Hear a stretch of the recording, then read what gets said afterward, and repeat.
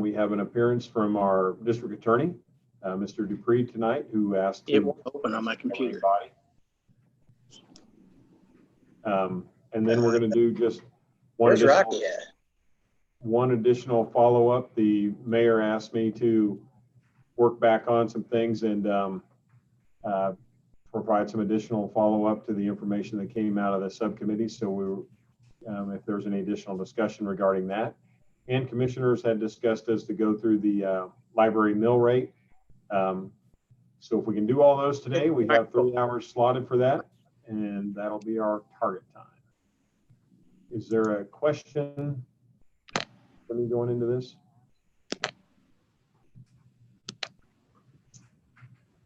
Okay. With that, got a lot of information to move through this evening, so we will do that. But if there are questions from the commissioners, we can address them by section as we go along. I'm going to recognize Reginald Lindsay, our budget director, to do an overview of the budget. Reggie? Thank you, Doug, and good evening, everyone. I'm going to start off the budget overview of the document with the table of contents. One of the neat features about our table of contents is if you click into the table of contents and you're looking at it electronically, it'll take you to the page that you click on within the electronic document. And then on the next slide, next section, we have the county administrator's message. So here you'll find the budget message from the county administrator. And then you also find the budget presentation slides from when the budget was presented on June 25th. Next section was the commissioner's vision, values, and goals, and budget guidance. So here we'd have like the vision statement, mission statement, strategic plan and goals. And then we also have the strategic plan goals will. And one of the things that happened is within this last budget year, commission added to improve infrastructure in the area. So it's the black goal there at the top, number 7, improve infrastructure. Also, the next slide is an org chart for elected officials and appointed officials, followed by an org chart for internal operations here at the unified government. Next slide, we have a community profile, which is a really cool section. Kind of provides the history, the form of government, major services provided by the unified government, and provides community characteristics and statistics. Next, we have the budget overview. Here we have information on the budget process, the budget calendar, also a glossary of terms, and then we have a summary of all our financial policies. Next section is financial overview. Here you can find a notice of all the budget hearings. Also, next slide, we have the expenditures by fund and the mill levies that go with those funds. Next slide, we have a breakout of the different funds. So the particular fund on page now, the city general fund, and it'll give you historical information on that fund and also show you the fund balances. Also within this section, there's a summary on the dedicated sales tax. Next slide goes into department expenditure budgets. On the next slide, we have a narrative for the departments. And basically, just kind of let you know what's going on within the department, kind of walk you through what some of the important issues are in departments. Also give you some highlights of what's going on within the department and what initiatives that they're taking on within the year. So this particular slide here is looking at the aging department. On the next slide, you can see financials for aging. So you have the expenditures by category, which in categories are like the personnel costs, contractual costs, and capital outlay. You can see how much is being spent on those in each given year. And then you also have the full-time equivalent positions by division within aging. And And then towards the middle of the page, you have the funds that fund aging. And then you can also look at aging by the different divisions, how much funding goes towards each division. Next section is CMIP. On the next slide, we have a view of executive summary. What this is it provides a process and policy and overview and highlights of the CMIP section. The next slide, we have subsection summaries. And basically, these subsection summaries provide detail into capital equipment, cash projects, and debt projects. Next slide, we have a view of a 5-year CMIP schedule, and there are schedules within the budget document for equipment, cash projects, and debt projects. Next slide, we have the debt project authorizations, provides details on what authority would be provided as far as debt. Next slide provides detail on all 2021 projects that are funded. So it gives you detail and pictures for all projects. It tells all the funding mechanisms and also if there's any operating costs associated with it. Then we do have a grant section that breaks out the grants unified government receives, breaks it out by federal, state, then a combination of federal and state. Then we also look at private ones. And this year we did add a section to show what we had received grant-wise for COVID at the point in time when we were working the budget document. At this point in time, I'll turn it over to Michael Peterson, the Assistant Budget Manager, and he's going to walk you through the personnel overview section and financial policies. Good afternoon, it's Michael Peterson, Assistant Budget Manager. So just one of the more significant changes that we made this year to the budget document was adding a personnel overview. So on the next slide, you can kind of see this whole section isn't new, but the narrative is new. So basically in the narrative, we discussed kind of some of the personnel assumptions and the significant impacts to personnel that we dealt with. This year, we have a specific section addressing the COVID-19 personnel impacts, as well as we provided some narrative on some various operational realignments that happened during the budget and during the time that we were preparing the budget this year from last year, as well as the summary of the new positions that were added through the budget and what the purpose of those positions is. So along with that, we provided as normal the position inventory by fund, which breaks down the full-time equivalency of all the positions across the unified government by fund and by funding source category. And then after that section, on the next slide, you can see we have the personnel broken down by departments and by classification within those departments with the 2020 original budget in comparison to the amended and the 2021 budget. And then the next slide, the last part of the personnel section is just the employer paid benefits assumptions, which lists out all the different benefits that we're responsible for paying as the unified government. And lastly, in the budget document, we have the financial policies. In this section, you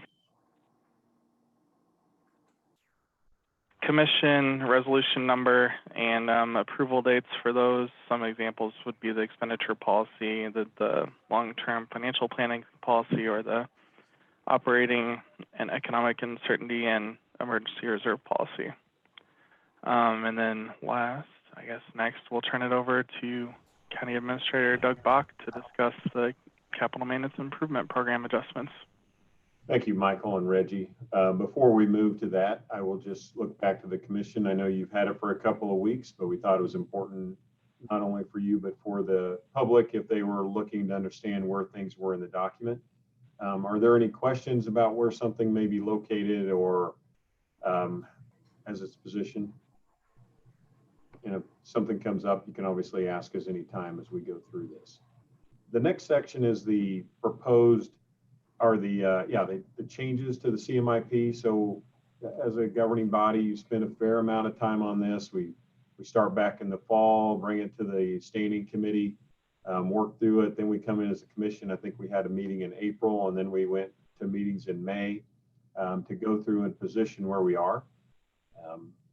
But as we get to the final budget, I'm often put in a position in order to balance the budget, and this year was one of them, to move several things around. I will say, overall, the changes that you will see on the next few pages really are, most of them are fun changes that happen, maybe slight adjustments to one item or another. So there are some reductions, but there's not a lot of major changes to which project we funded one way or another, or primarily we move things from cash to debt, which you're all aware of that we need to do in order to keep the project going.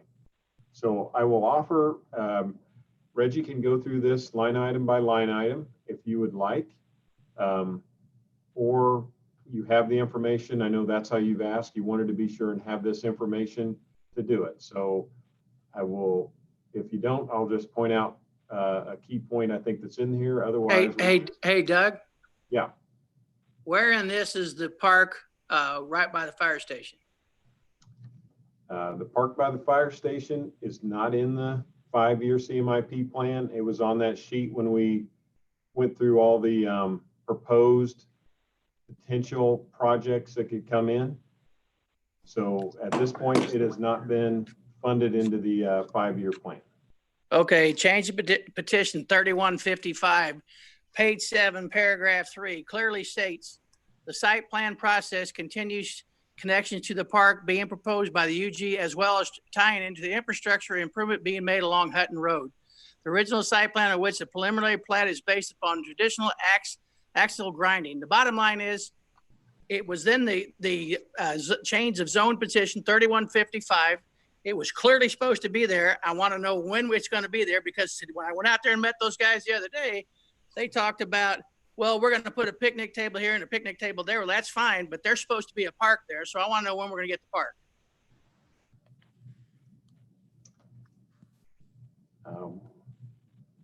Whenever you want to prioritize it up to move it into the commission. If we It was prioritized when we first did this, Doug. We put it in as a future park. That was the intent when we bought it. I'll go back to the day Commissioner Markley leaned over me and told me, hey, it'd be a good idea if you guys looked at acquiring the property next to this, and maybe we could build a park out in that area. Proceeded to go forward, and we were able to acquire the acres to come with it. That did not mean we put the money to build out the park next to it. So we have it proposed for a future park. It sits in the CMIP plan as an unfunded future project. Well, when we sent out the citizen, it was clearly noted that there would be a park there. Okay, I don't disagree that our plan is to build a park there.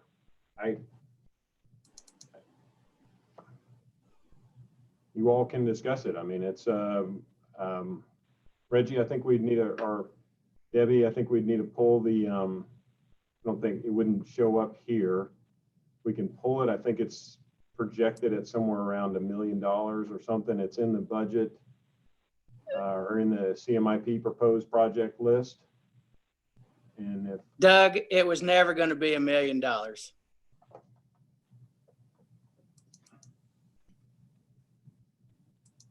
okay, I don't want to argue with you. If you guys want to fund it, fund it. This is really a debate for you all. I don't have funding to build this park. There was no debate. It was part of the project.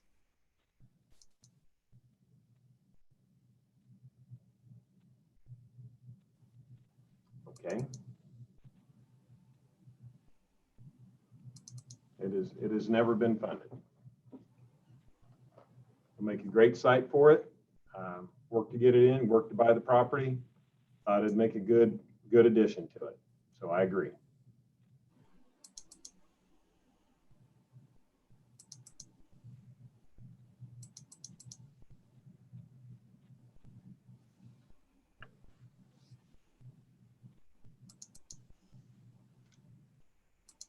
I'm not sure what action I'm supposed to take from this point. Okay, that point is noted.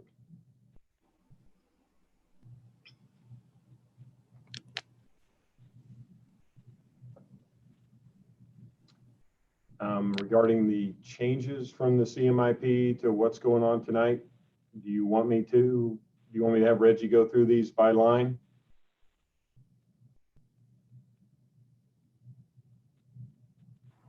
Yeah, yes, I think so. Okay. I'd like to see that. Reggie? I agree. Why don't you take it from here and walk through each one? Okay. So just kind of update everyone on kind of a few things that's going on here. We have a June preview, which is when the CMIP schedule was sent out to the elected body, and that was on the June 8th. And this was at a point in time when we were still kind of in the midst of balancing funds. So one of the things that happened here is we were still balancing funds, and when we produced the budget document, funding has shifted. Nothing was added, but funding was shifted. And so that's what the June preview is on the left side of the page. And then the proposed 625 on the left side of the page, that is the day that we presented the budget document. So those are the schedules that sit within the budget document. So the first project here is the total management system that's in Public Works. We moved that funding to operating. So it was in the document that was sent out on June 8th, and the funding is moved to operating, so it doesn't show up in the CMIP anymore. Next, in Parks and Rec, we had vehicles. Funding was shifted between Special Parks and Rec and also our Capital Projects Fund. So the $40,000 was broken out and added, or broken out between the two funds, so the total $114,000 there. That's what the project was at first, or the equipment was at first. And we broke $40,000 out, and so they both equaled $114,000. Next is also equipment for Parks and Rec, and basically the funding just shifted between Special Parks and Rec Fund and our Capital Projects Fund. Next slide. Again, this is Parks and Rec, and funding did move between Special Parks and Rec and our Consolidated Parks Fund on these vehicles. And the same story below with the tractors. Funding moved from Special Parks Fund to the Consolidated Parks Fund.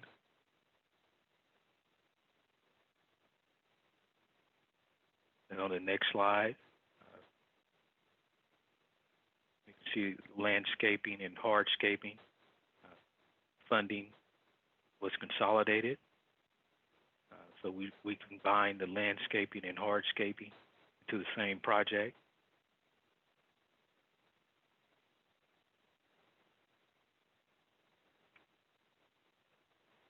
So the next slide here, these did it.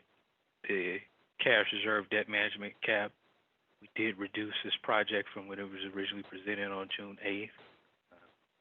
$50,000 removed from the funding. Then the same story below. Stormwater sewer repairs, $200,000 was removed from funding. And then the annual deterioration program, we did remove the funding for 2021, but funding is in the out arrears. So within the police department, we're representing grant funding and capital project fund funding that was represented. And here we had we took on a capital lease, which allowed us to control our cash outflow, which just kind of saved us some money. On the next slide, this is our Rock Island bridge development. It was originally built within the CMIP schedule. In the CMIP document, we did not have it in the CMIP schedule. And Doug, I don't know if you want to touch on that or not. Sure, I did. Just will note, this was built in. I think staff had heard as we were talking about it, but I told them the commission has never taken any action on this to advance it, so it should not show up in the CMIP schedule as a project that's approved or pending to happen. So it was removed from it. If you all elect to do so in the future, funding would be over in that fund and you could move it to it, but it should not be showing up here. So it was taken out.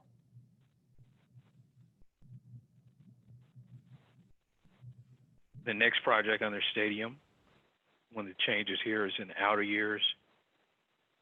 Top line, $300,000 was not built into from 2021 to 2025.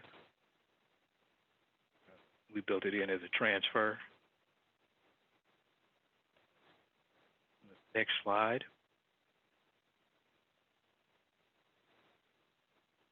Public Works Asset Management Integration. Basically, a funding change between the 2020 original budget from City General Fund to Special Street and Highway Fund, although it is not funded in the 2020 amended budget. We just wanted to make sure that we corrected that as far as what it was in the 2020 original budget. Police Department, just kind of touching on the body cameras again. This is actually a page that we're kind of showing where the funding was needed in 2020 amended and not the 2021 budget as we had it within the budget document.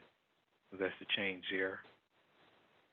And it's changed with the hardscape landscape. This is one that I discussed a little earlier. So we're making a page update for it. And then down in the equipment and technology, when we originally presented the bonded equipment, we did not have ambulance replacement built into this budget, so that is built in there now.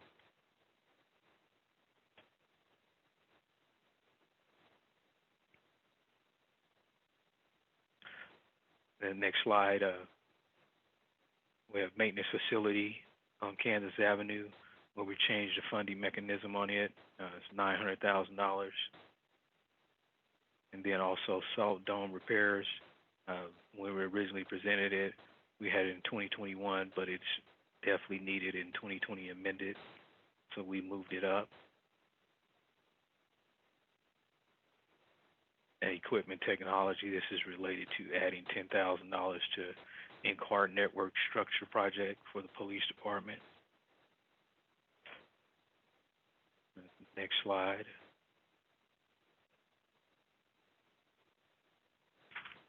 So basically here with the Wyandotte County Lake Waterline Study and Repair, we broke the funding out for Parks and Rec, and we moved it to portions of it in outer years from 2021 to 2023 to the Public Building Commission. Next slide. This is just some changes with the debt authorization report changes from when we originally presented everything on June the 8th. So we reduced the amount for ERP system from $6.7 million to $5.2 million. And then it also touched on hardscape, landscape. There were two separate projects, but we combined them. And then with the Fairfax entry and informational signage, we did update the debt authority verbiage.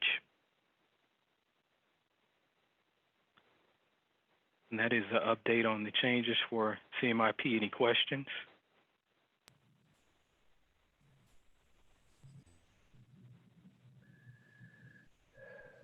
Okay, thank you, Reggie. This is Doug Bach. From this point, we will move on to the revenue performance. I will say overall, it's nice to see the initial months of COVID not come in as negative as we anticipated. we are looking at all different areas. So I thought it would be good for Kathleen to come in and walk through these tonight. So I'll turn this over to Kathleen Von Atchen, our Chief Financial Officer. Kathleen? Good evening.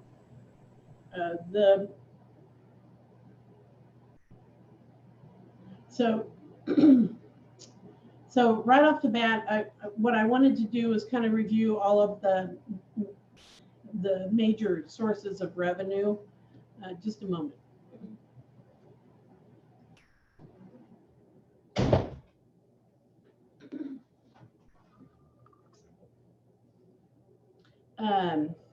So the first one, of course, is the sales tax. Everyone's anxious to see how the sales tax has been performing. And so what I've provided here is a monthly chart of all the sales tax collected across most of the UG funds. So this includes the city sales tax, the county, the special dedicated for neighborhood infrastructure and public safety, and then also the EMS sales tax. So this is all sales tax. And I have, as a guide, I've provided how much we collected by month in 2019. The blue columns are what we are expecting in terms of a revenue estimate from our revised budget, and then what we've collected so far in this current fiscal year. So as you can see here in January, the total dollars look, pretty consistent with what we were expecting. Same with February. They're a little up from the prior year. But then March, you can see that those dollars started to dip a bit. There was a month or 1 week or two where businesses were closed, but then I think as we anticipated, there was quite a bit of folks stocking up for the quarantine period. And so the revenues weren't diminished that much in March. But then in April, as you can see, we anticipated that there would be a very significant drop in revenue collections in April. But what has occurred is that they've pretty much held very consistent with what was occurring in actuals for March, although a little slightly lower. So overall, the revenue estimate throughout the future months anticipates diminished spending in the month of May and June, with it building back up to near prior year levels beginning in July, August, September through December. So the total sales tax estimate is estimated to be about a 22% drop right here from compared with 2019. So for the revised revenue estimate, we're anticipating 44 million in sales tax. This is not use tax, just sales tax. And compared with the 19 number, which was 57 million. And so that's roughly a $13 million difference that we're not anticipating. So it's, of course, we don't really know how the pandemic is going to play out in the future years or the future months.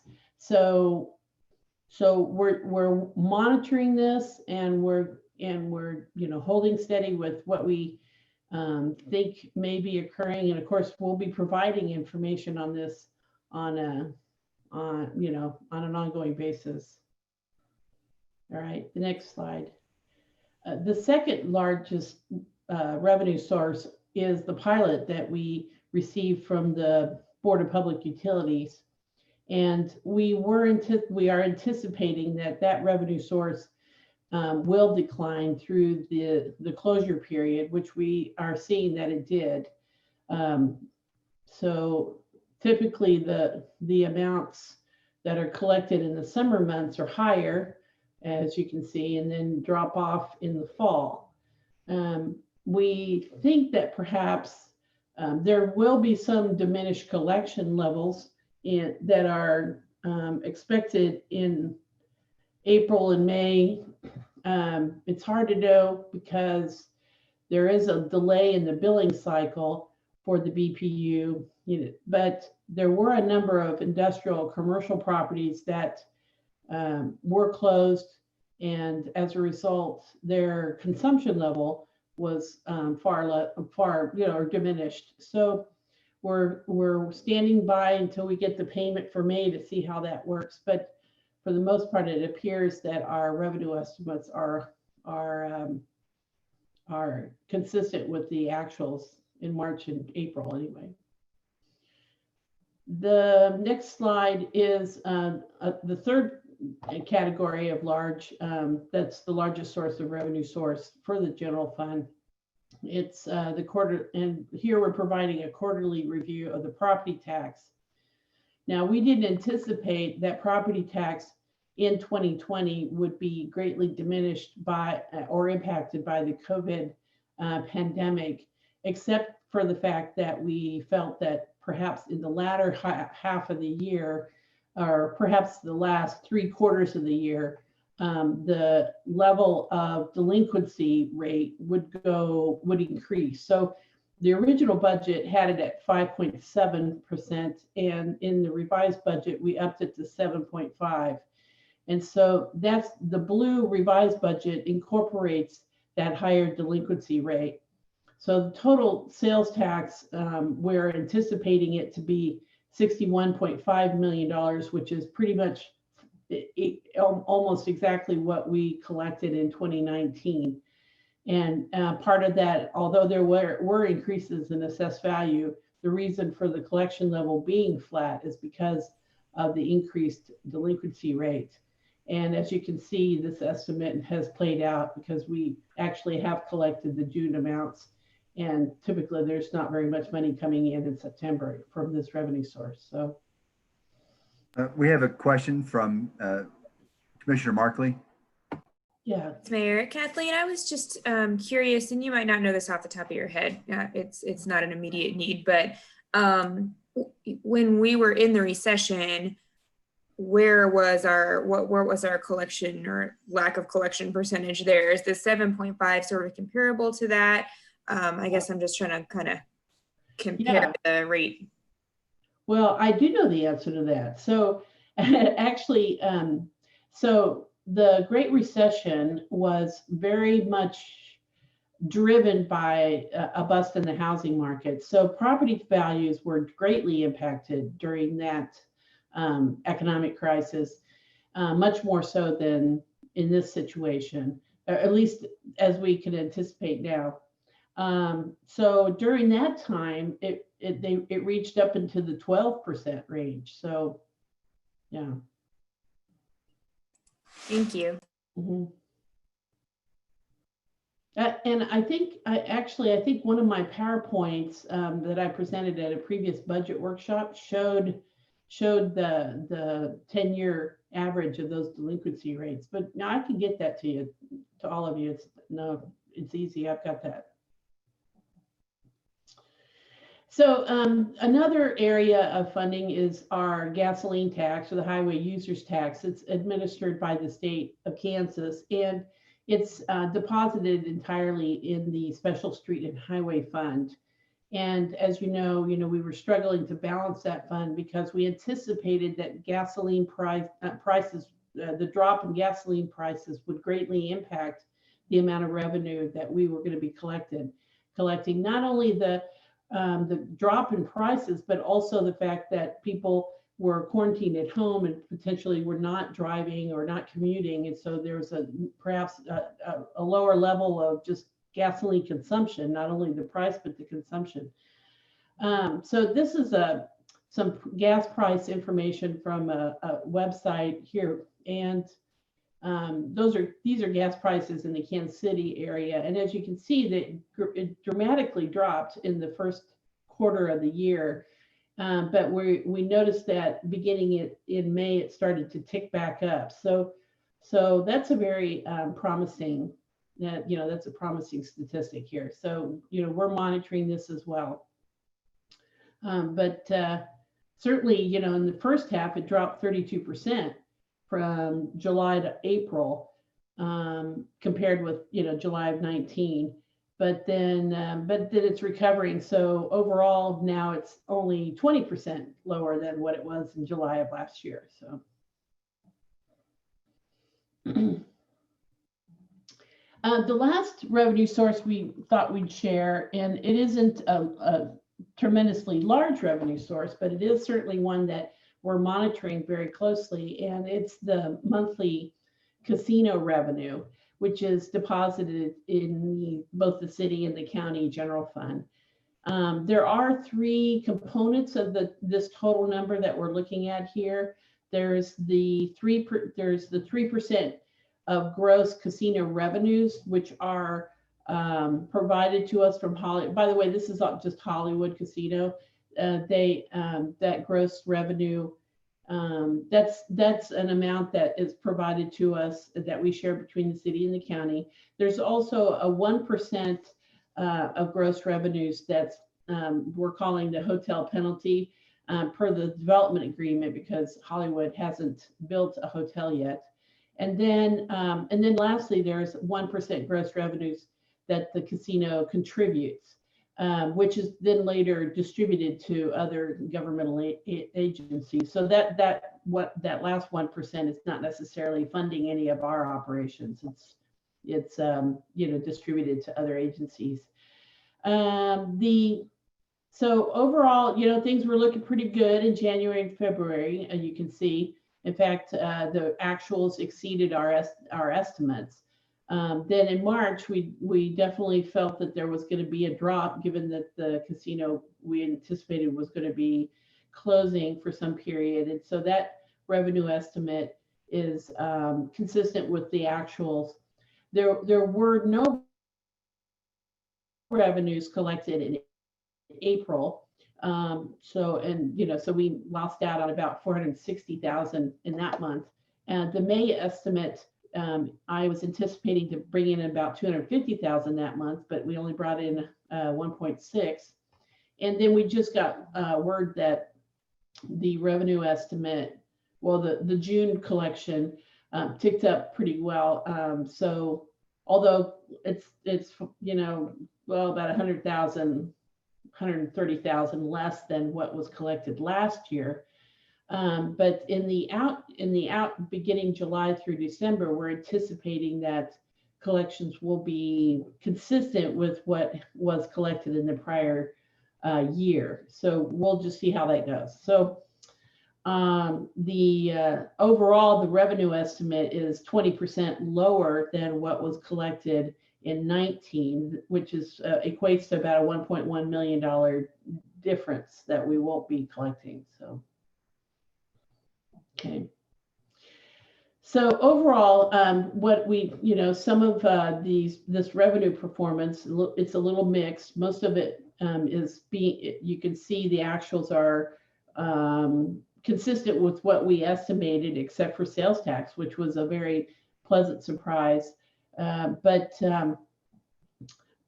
I just wanted to note that the proposed 2020 amended budget, as well as the proposed 21 budget, anticipate a drawdown of our general fund reserves from the 20% level, that 20% of expenditures and transfers in 2019. That reflects roughly 2.5 months worth of operating expenses, and we anticipate it dropping to 15% if the revenues are what we estimated, and given the spending level that we're proposing. So the budget is drawing down fund balance to the 15% level, and then in 2021 the 12% level. And so this is certainly below our 2-month minimum target. The 2-month minimum target equates to roughly 17%. And so what we want to point out here is, if we allow our fund balance to drop, fairly low, that will cause our credit rating agencies to be on notice that we're struggling with this pandemic. As you can see, in 2015, Moody's downgraded us from AA to A1 because of the prolonged, drawdown of the fund balance around the teens and the nines here in between 2010 and 2014. So what I want you all to understand is that, we are the proposed amended budget for 2020 anticipates utilizing $11 million in fund balance, and if the revenues start performing better than what we estimated, I encourage the commission to really understand that any kind of improvement in our revenue performance will diminish the amount of reserves that we're going to be drawing down from, and will improve the 16 or the 15% level, and it will. So that's all I wanted to say. I think that's the only slide I have. I'm not certain who goes next, but maybe Thank you, Deb wants to Kathleen. make I a think we may comment. have a question from Commissioner Bynum on your slides. Thank you. I'm curious, Kathleen, with regard to the fact that probably most cities and counties are encountering financial difficulties due to COVID. What does Moody's have to say about that with regard to whether or not they would downgrade a city or a county's rating? Well, so actually my concern is more with Standard & Poor's than Moody's, actually. So Standard & Poor's still has us at the AA rating level. I'm anticipating that if we don't demonstrate to the credit rating agencies that we're making every effort to manage our budget and our finances in a prudent manner by, at least making cost reductions and not drawing on our fund balance too much, that they will, be more, well, they'll probably take all of that into consideration. The actual next step with a credit rating agency is not necessarily that they would downgrade us, they would just put us on a negative watch. And the negative watch would probably last about 1 or 2 years. Certainly all the other cities, are also experiencing some concerns, but as you know, the fund balance is only there once, and once you use it, you have to build it back up, and it's difficult to save up. I think all of us in our own personal households know how hard it is to save money. So once that savings is gone, it's gone for good, and then it takes a lot of discipline to replenish the your rainy day fund. So.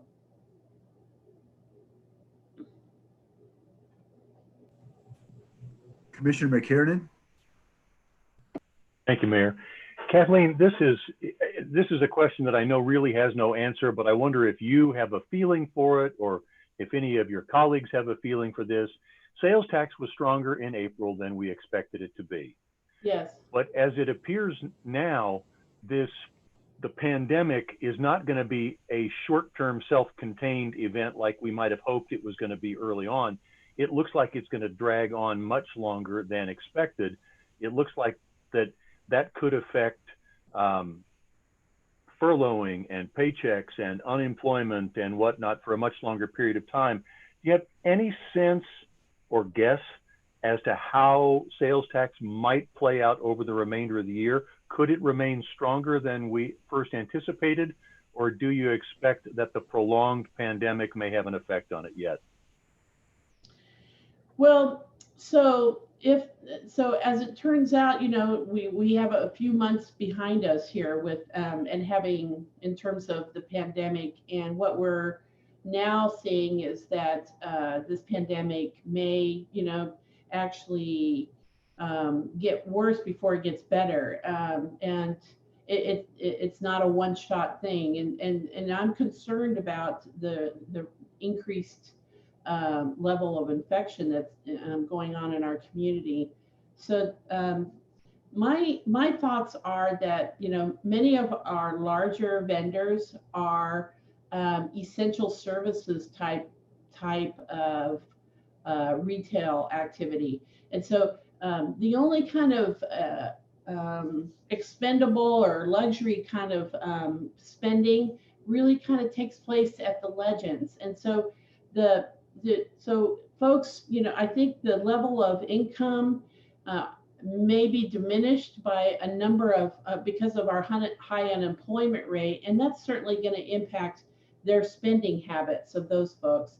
You know, but folks still need to go grocery shopping, and so, you know, some of those basic essential spending areas will continue, but it's the spending on items that are not essential that I anticipate will decline over time.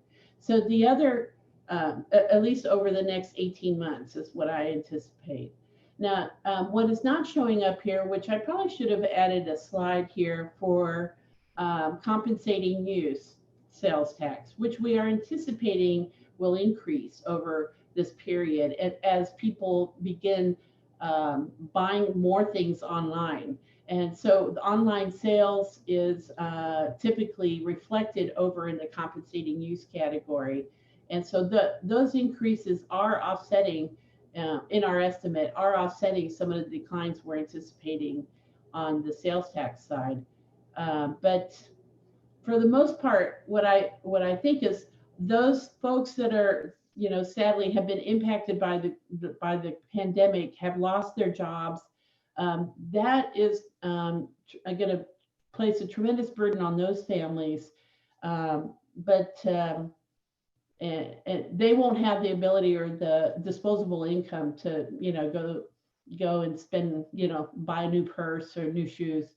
They're just going to concentrate on the essentials, you know, the grocery shopping and such. So, and a large portion of our retail base are essential, you know, businesses. So, I don't know, that's what I think. I don't know.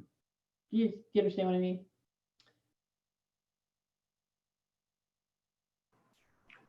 Commissioner Burrows? Thank you, Mayor. Kathleen, could you go back a couple of slides? I'd like to go back to the sales tax, and I appreciate Commissioner McKiernan bringing it forward. The impact on the sales tax and then the compensating use tax, I believe your numbers, while I don't disagree with them to the extent that I hope I don't find myself being argumentative, but I believe that these sales tax numbers, the percentages that were estimated to drop, I think that may be a little high. And I like to be somewhat conservative in my thinking, but I believe the compensating use tax as well as the sales tax is not going to have the impact that we see here. In this morning's presentation from the state, sales tax has not had the impact that we anticipated it would have. I don't know if it was the $1,200 per family that went out from the federal government assisted in that, or if it was the $600 additional per week unemployment that helped put that money into the economy. But I'm really wondering if we're being ultra conservative here and not trying to be mindful that we need a little flexibility. It goes right back to the property tax issue also. I believe people find their home to be essential. I believe that they will, if we continue to reach out and work with the citizens of this community through a letter and encourage them to contact us, we'll have a better grip on the delinquency rate. I don't know where that additional 2.5%, I believe it was, from 5% to 7.5%, where that number come from. So I'm just trying to grasp all of this, because we are talking about millions of dollars. But at the same time, I don't want to paint such a dire budget that we don't have the opportunity to keep from drawing down from our reserves and keep our reserves there for a reason. And we haven't talked about the emergency reserves yet. We're just talking about our standard reserves, if I'm to understand correctly. So with that, I'll get off it. Thank you for your patience with me. No, I really appreciate your comments. Absolutely. So first off, about the sales tax on your comments. So this chart shows the collections based on the date in which the transaction occurred, right? But we don't get for example, this April yellow number, this big yellow bar in April, we only learned about that last week. So we don't get that information until 2 months after the fact. I've reflected it here as the situs month, or the month in which the transaction occurred, because it makes sense to all of you. You can see, that was when the closure occurred, so that it's better, it's more understandable. But we only had that information about a week ago. So when we're developing the sales tax estimates, we had very little data from which to draw from, and so that's why I don't disagree with you. It's just a difficult area to estimate when you have very little data to go from. Secondly, I did want to mention that the reserves that I show in that chart, that's all the reserves, both the standard operating reserve and the emergency reserve combined. So, yeah. Well, thank you for that clarification. I didn't know it included our emergency reserves also. Might I suggest that when we talk about the reserves, that we look at what our emergency reserve balances may be through this, because this is what I would consider an emergency time, and that's why those funds are set aside. I would personally, I think it behooves us to utilize those dollars first, and because we have a tendency to build those up over time so that we can keep our other reserves in place. And those reserves, I believe, some of those will be replenished through the CARES and COVID-19 refund process. But I would like to have a little bit of differentiation. I did not realize that your reserves included the emergency, so thank you for that clarification. Yeah, if yes, Rocky, or someone, if you could go to the fund balance chart for me, please. I can talk about that briefly.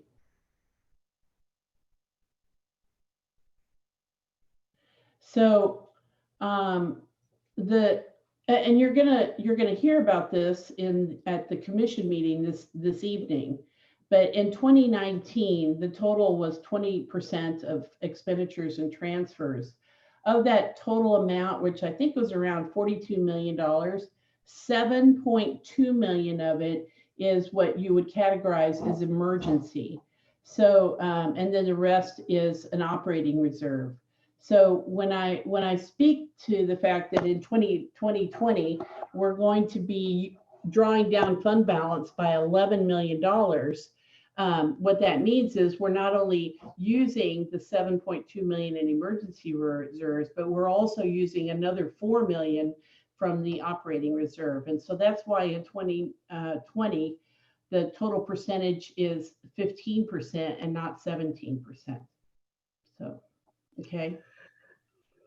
Thank you. Thank you for that clarification. Commissioner Johnson. Thank you, Mayor. Kathleen, I've been listening to all of the comments and really kind of dovetailing on Commissioner Burrows' commentary. If in fact we see as we're going along that we're beating our conservative estimates, have we talked about any type of strategy? And perhaps this would be to you and Doug, of if we're beating the estimates, will there be some restoration in certain areas where we've made some reductions? And I know we don't want to think about this too much because of the trends that we're witnessing now. But in case we do find that we're beating the trends and the budgets, have you all talked about what strategies we might to look to maybe restore some of the areas where we've cut? Just a question that I have. I will jump in there, Kathleen. I think Commissioner, that's a great question and probably provides an excellent transition into the next section. I think Kathleen, and she already said it once, her thought is let it fall to the bottom lines and don't eat up the reserve money. I think and as you note, as the commissioners just talked about, looking at the sales tax, it looks like we could come back and see, May and June be ahead of where she was projecting. But you see after that point that Kathleen does have us rebounding back up there in sales tax. So she just figured it'd take a couple months longer than it may be doing. However, in other areas like the pilot and the casino money, we're down. But let's assume that we do trend a little bit above where we're projecting through the course of the year. That's one reason I wanted to kind of come point out some of these service area cuts tonight, because I think those are things that I will ask you to let us put a little bit more money back into some of these areas as we go along. I mean, it may be a priority to start our next recruit class a little bit earlier. It may be to fill some of our street positions or those in parks, so we have all the people running the snowplows this summer as we wanted to. So that's one reason I thought this may be a good intro to it, to kind of throw out, here are some of the areas that we are going to have to make adjustments to account for the staffing reduction, and just kind of to go over that. I mean, while we've talked about the number of police officers that are down, we're actually down about 77 in that department when you look at the number of dispatchers and the police officers. Cadets are part of them, and then the overall civilian personnel. Sheriff's down 39, Public Works is down 44 positions, and Parks is down 55 positions. Some of them are part-time, but those are the number of bodies that we would typically have. So I think these are areas that I would put out there as a priority for you all to think about. If our revenues trend up over the next couple of months and we come back to you and say, hey, we look better as we come into 2021, maybe we fund those positions and we're able to adjust our 21 budget a little bit to account for that. If that answers your question. So with that, I wanted to just add also that potentially maybe we won't need to borrow from the tourism fund, because that $1 million we'd have to pay back. So as an example also. It's a good point. Any borrowing just causes us additional debt issues that have to come back immediately. We're not able to pay that back over a long time. We need to get back into it pretty quick. So to go through the service areas, I've asked.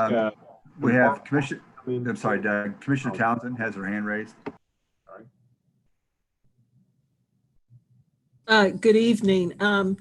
Administrator, I was a little bit slow on the trigger, and my questions can wait. They really are better answered and go back to Reggie's presentation about the location of some specific monies that might be, and they have to do in Parks and Rec. So I can certainly hold off until your presentation or later in this.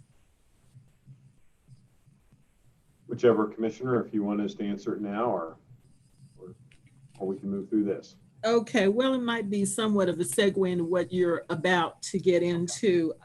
Even though we did not open our pool at Parkwood this year, I'm looking through the budget and I wanted to make sure that I understood,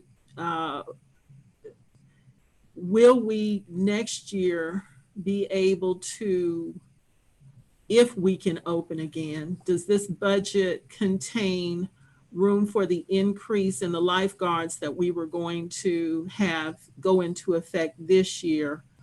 also wanted to know and to see if the budget accounts for anything that we might have to do in the way of maintenance because the pool was not open this year, for more of a maintenance type of thing. So on page 360 of the budget, I see numbers that deal with an aquatics pool manager. Of course, we did not fill that position, but I'm just as concerned, or not concerned, but curious about what we have proposed to do for our lifeguards. So will that roll over? There was also some maintenance that we expected to have done in the parking area and the ramp. And will provision be made for next year's budget if we can open it to take care of those things?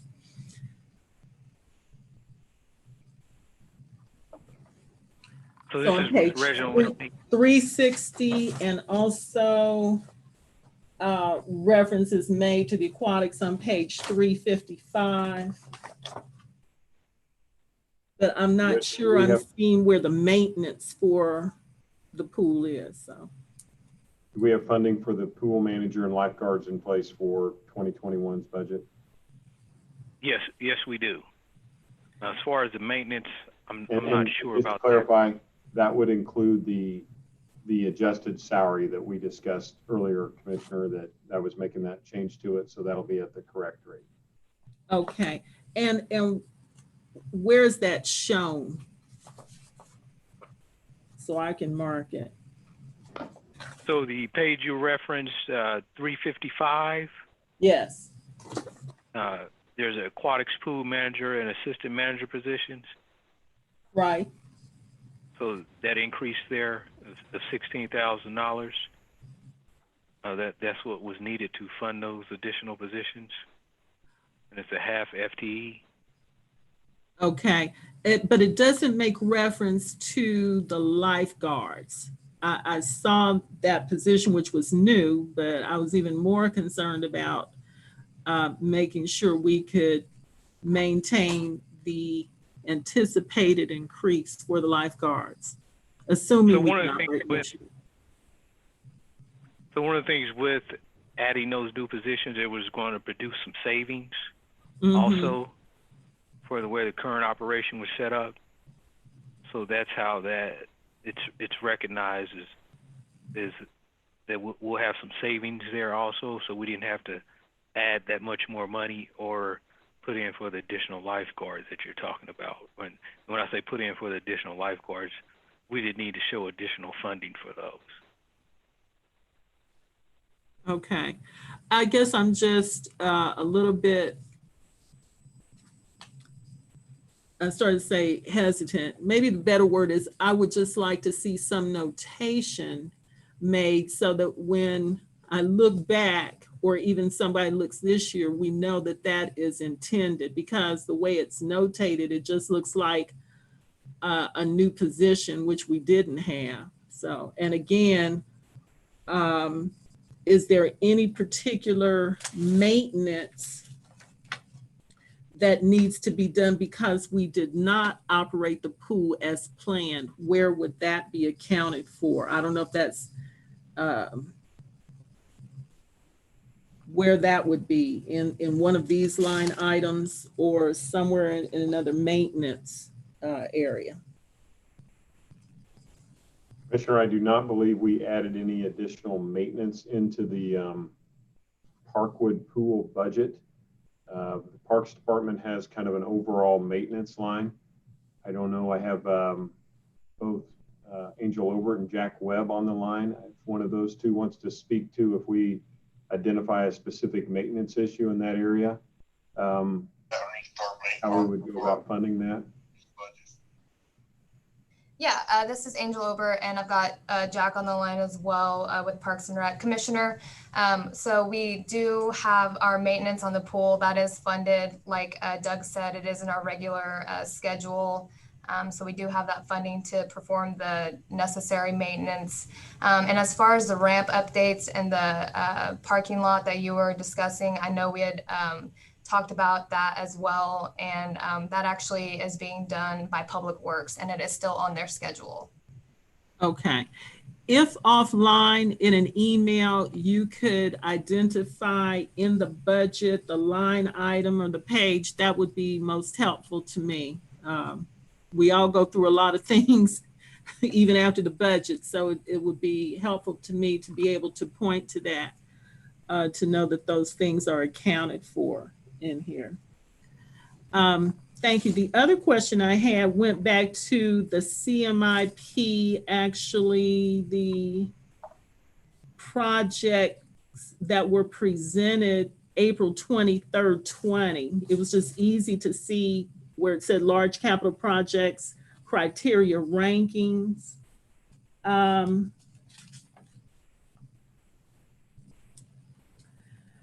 Those that made it, or if I had any question about what may have dropped off, what would be the best place to look in the budget specifically for that?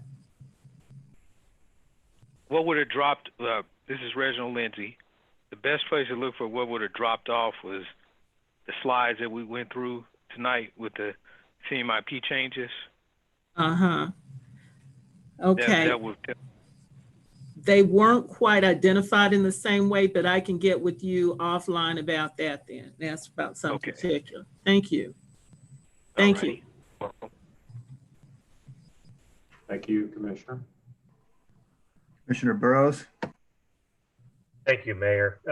Doug, you had made a comment earlier about if we had additional dollars come in, you would like to have the opportunity to put it back towards services such as our cadet program and other services, whatever they may be.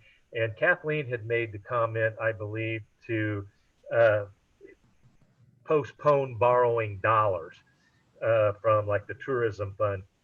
I believe that is very prudent, that if we don't have to borrow those dollars and take on any additional long-term debt through this crisis, that would behoove us to look at those items first. As far as going forward and putting money back into services that have been identified by those departments to cut back, I don't know that I would like to have those suggestions brought forward to the commission so that we may look at those costs and the commission assist in setting those priorities. I believe that it is prudent on our part to realize what services may be important to one another versus one or two. And so I would hope that first and foremost, just what Kathleen stated, is that we would borrow those funds and that we continue to operate in a fiscally responsible manner. And two, that if we go back to provide services such as the cadet program, that we collectively have an opportunity as commission members to weigh in on those prior to any action being taken. But that's just my comment. But I do appreciate the fact that those two issues were brought forward. Understood, Commissioner, and I will assure you that if additional revenues were to come in through the course of the year, I only can expend what we have in the budget, and so otherwise money will fall to the bottom line to build on the reserve. So that will be the default action unless we come back before the commission and do some type of amendment to change that. So that's why I offered that if we show you some of these tonight, it gives you an idea of some of the areas where we're down. It also gives you a feel for it as your constituents are calling you saying, hey, what's going on here? You'll understand what we're doing or that some of the changes we're doing to it. And maybe those are impacts we are able to adjust, but we would come back and talk to you about those. And just for clarity, the cadet program is not on my list. I just mentioned those are unfunded positions right now, but I got a lot of stuff on there before I would go after that. And we'll just, looks like there's no more questions up. Mr. Mayor, if you want, we'll go ahead and start walking through these service cuts and reductions. So I will recognize Jeff Fisher. He's going to start and go through Public Works. Thank you and good evening.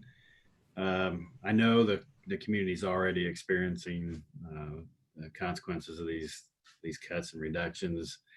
As County Administrator said, Public Works alone has got 44 vacancies, and Most of that's been for the last few months, and we've got 19 in streets alone. So that's usually going to result in pretty obvious drops in level of service. So having said that, I quickly want to recognize the Public Works team over the last few months have really stepped up, and they've been very understanding, engaged, and selfless in being part of the solution. So I'm really proud of them.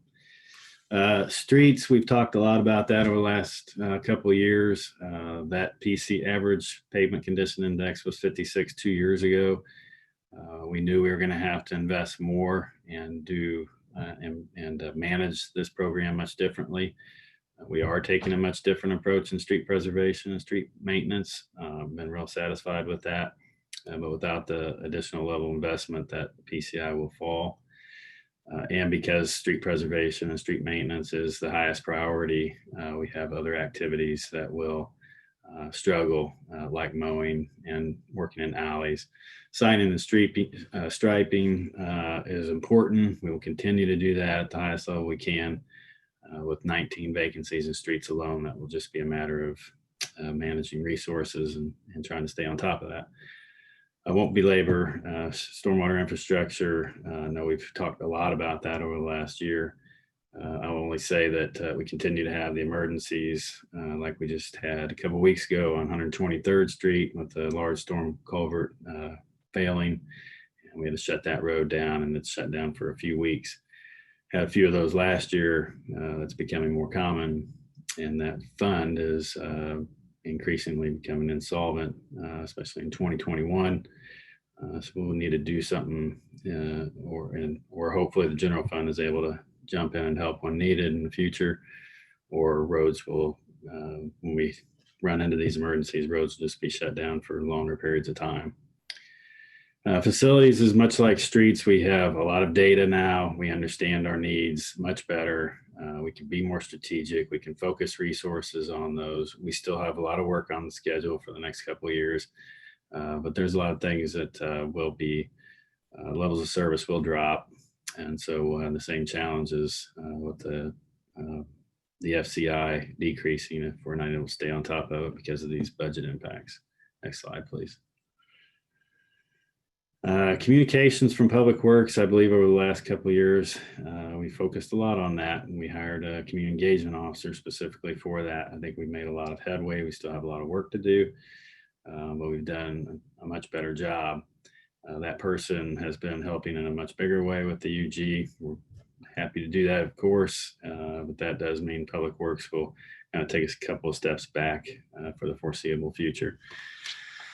Fleet management, delaying replacements of vehicles simply results in a backlog of replacements and higher maintenance costs and possibly slower repair times. And capital projects will be similar. Anytime we're slowing or delaying capital projects or big maintenance needs, we're just increasing the backlog and increasing the cost of those projects eventually, and then increase maintenance and risk. And of course, you know, in Public Works, we got a lot of people trying to do great things, and they're professionals, and they chose to be here and this career, and they're excited about doing it. But when we hit these kinds of big hurdles and we can't do the things that we all want to do or expect to do, the public gets frustrated, understandably, and then staff does as well. So it's just a challenge to maintain a team morale and challenge ourselves to get through this and learn from it and possibly get better from it. But we will struggle in a few areas, unfortunately. Thank you. That's all I have.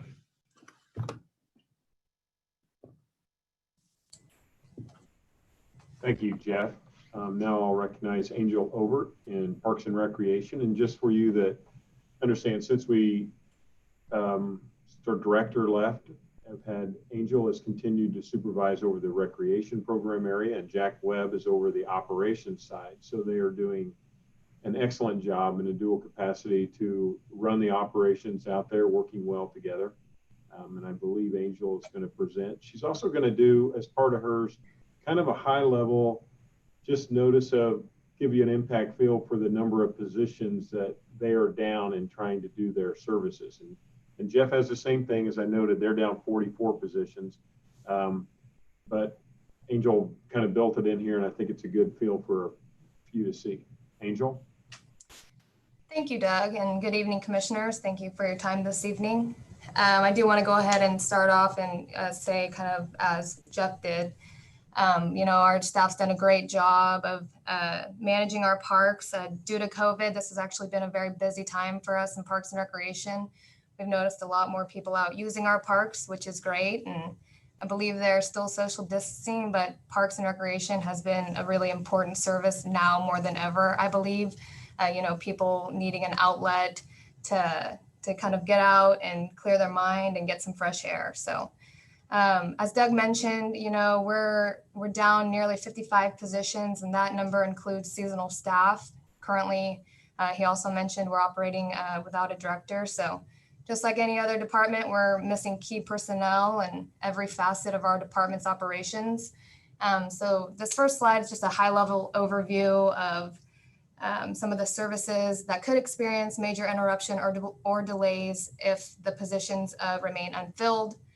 Some of those services would be scheduled rotations for mowing in our trash program, shelter and restroom cleaning for reservations, our building maintenance and cleaning of those facilities for reservations. Also, the flower bed and the beautification aspect that our horticulturalists maintain. Our recreation centers, they've also remained closed during COVID, but also due to a reduced work schedule, they're closed currently on Thursdays and Fridays. So we've had some impact there. And then also the services have been impacted that we provide the community, such as our summer programs, our spring and summer sports, and other special events that were unable to be offered. Next slide, please. So now I'll touch on some of our park unfilled positions and how they could affect daily operations if they go unfilled. As Doug mentioned, we are operating without a director, and this is a very important role to enhance the overall success of our department. And so hopefully, we can get that position filled and get someone in to help us continue to do great things for the community. Our groundskeeper positions, those positions are very important to the mowing and trash program, and also the assistance that we provide with snow removal. If we're unable to fill these positions, the mowing and trimming needs of the community kind of fall off just due to lack of staff. What you could see there are some parks and some vacant lots. They will not make the 7 to 9 day rotation. That being said, you're going to have taller grass in some areas. You might have experienced that already in some areas of the city. Also, they maintain the trash throughout the city, and it's apparent we see a lot of that in our community. Trying to get through 54 parks is hard. So when we are under short-staffed, the trash barrels start to overflow. Some of that loose trash we're unable to pick up because our staff's trying to get to the next park and still maintain their daily workload. We now also pick up the trash at the transit locations and the trash cans along Minnesota Avenue. So again, without adequate staff, these locations, it's challenging to get to them. Our horticulturalist position, that's important. I think it's important to know that we currently only have one horticulturalist to service the entire county. We should have 4 of these positions. As you can imagine, without these positions, maintaining all of the flower beds and the beautification throughout the city becomes extremely challenging.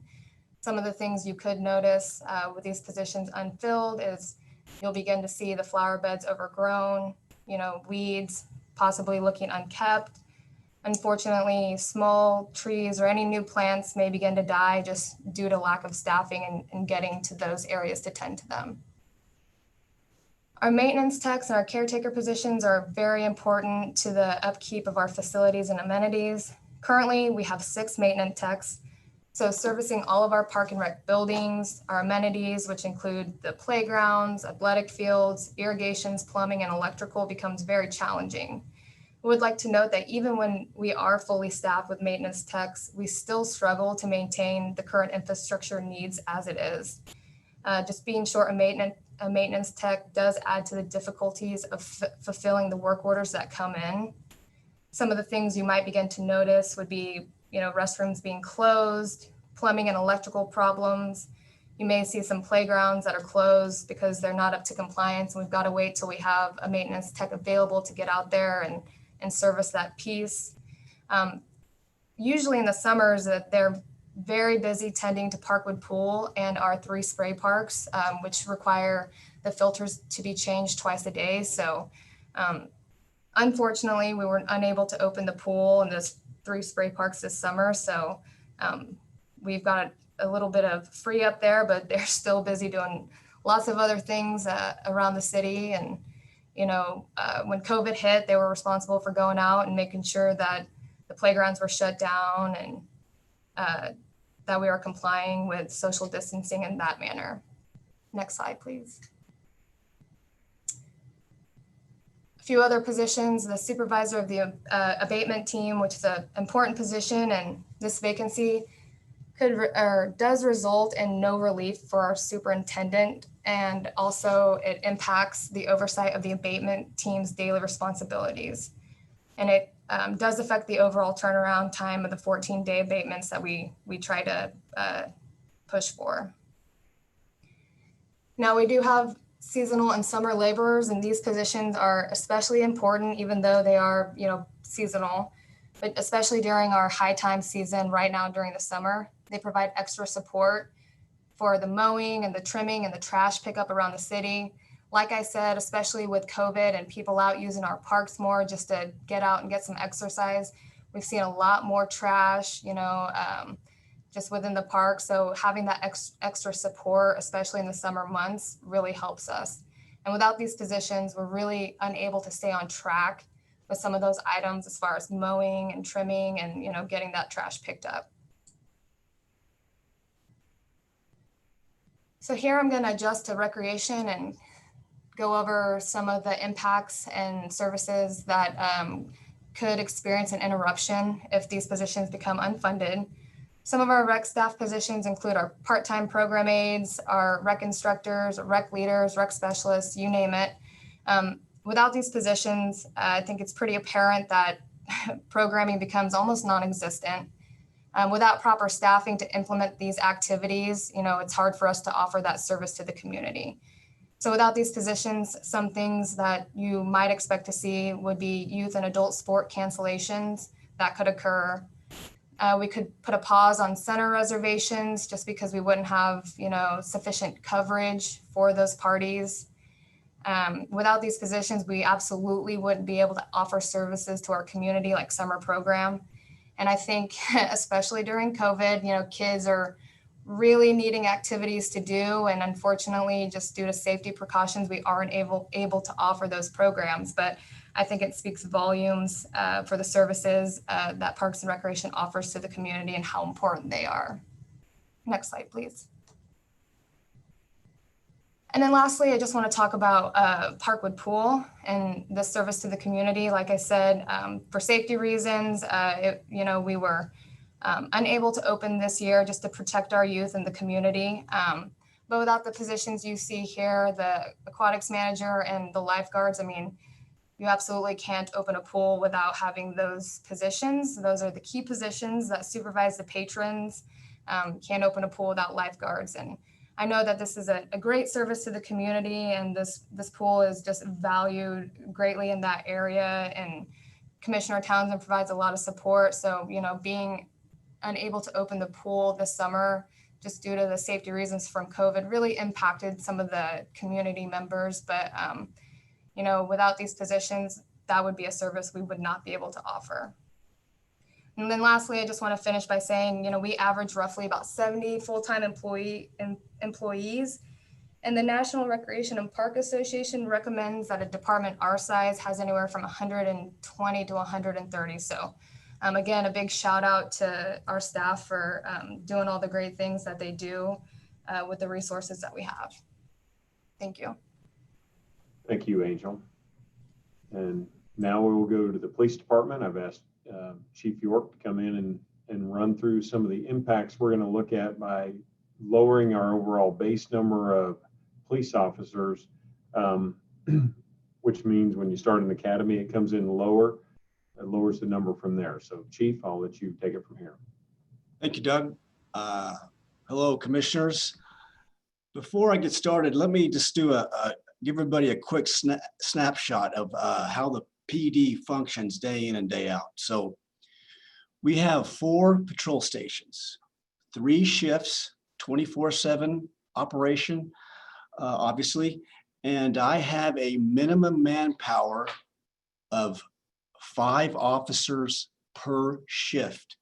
There's 5 districts in each patrol station, and I have to man 5 officers per shift. So what that means is you have, at the minimum, you have 20 officers out there at any given time during the 3 shifts. Now I have specialized units. I have community policing, I have SOU, and I have narcotics, but I'm talking about just the patrol function. There's 20 officers that patrol this entire city of about 150,000. That's the minimum manpower. So if we cut the manpower, I'll be looking at either doing a couple different things. I could combine the West Patrol Division, which would mean that I would do away with the West Patrol Station. It's the oldest station we have for the most part. And I would combine those officers and put them at the Midtown Patrol Station. So we would have about 60 some officers in one station. We would go back to how we used to do it before the Midtown Patrol Division was created. If you remember correctly, the Midtown Patrol Division was created because of all the development and the housing additions coming up in the West End. So if we do it that way, just to give you some thoughts, you're talking about a division the size of 47th Street to the east to K7 to the west. The river to the south, the river basically to the north.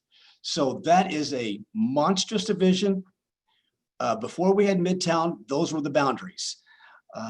So that would help me out when it comes to having relief factor for those districts. I could also start taking from the community policing unit and from the traffic unit.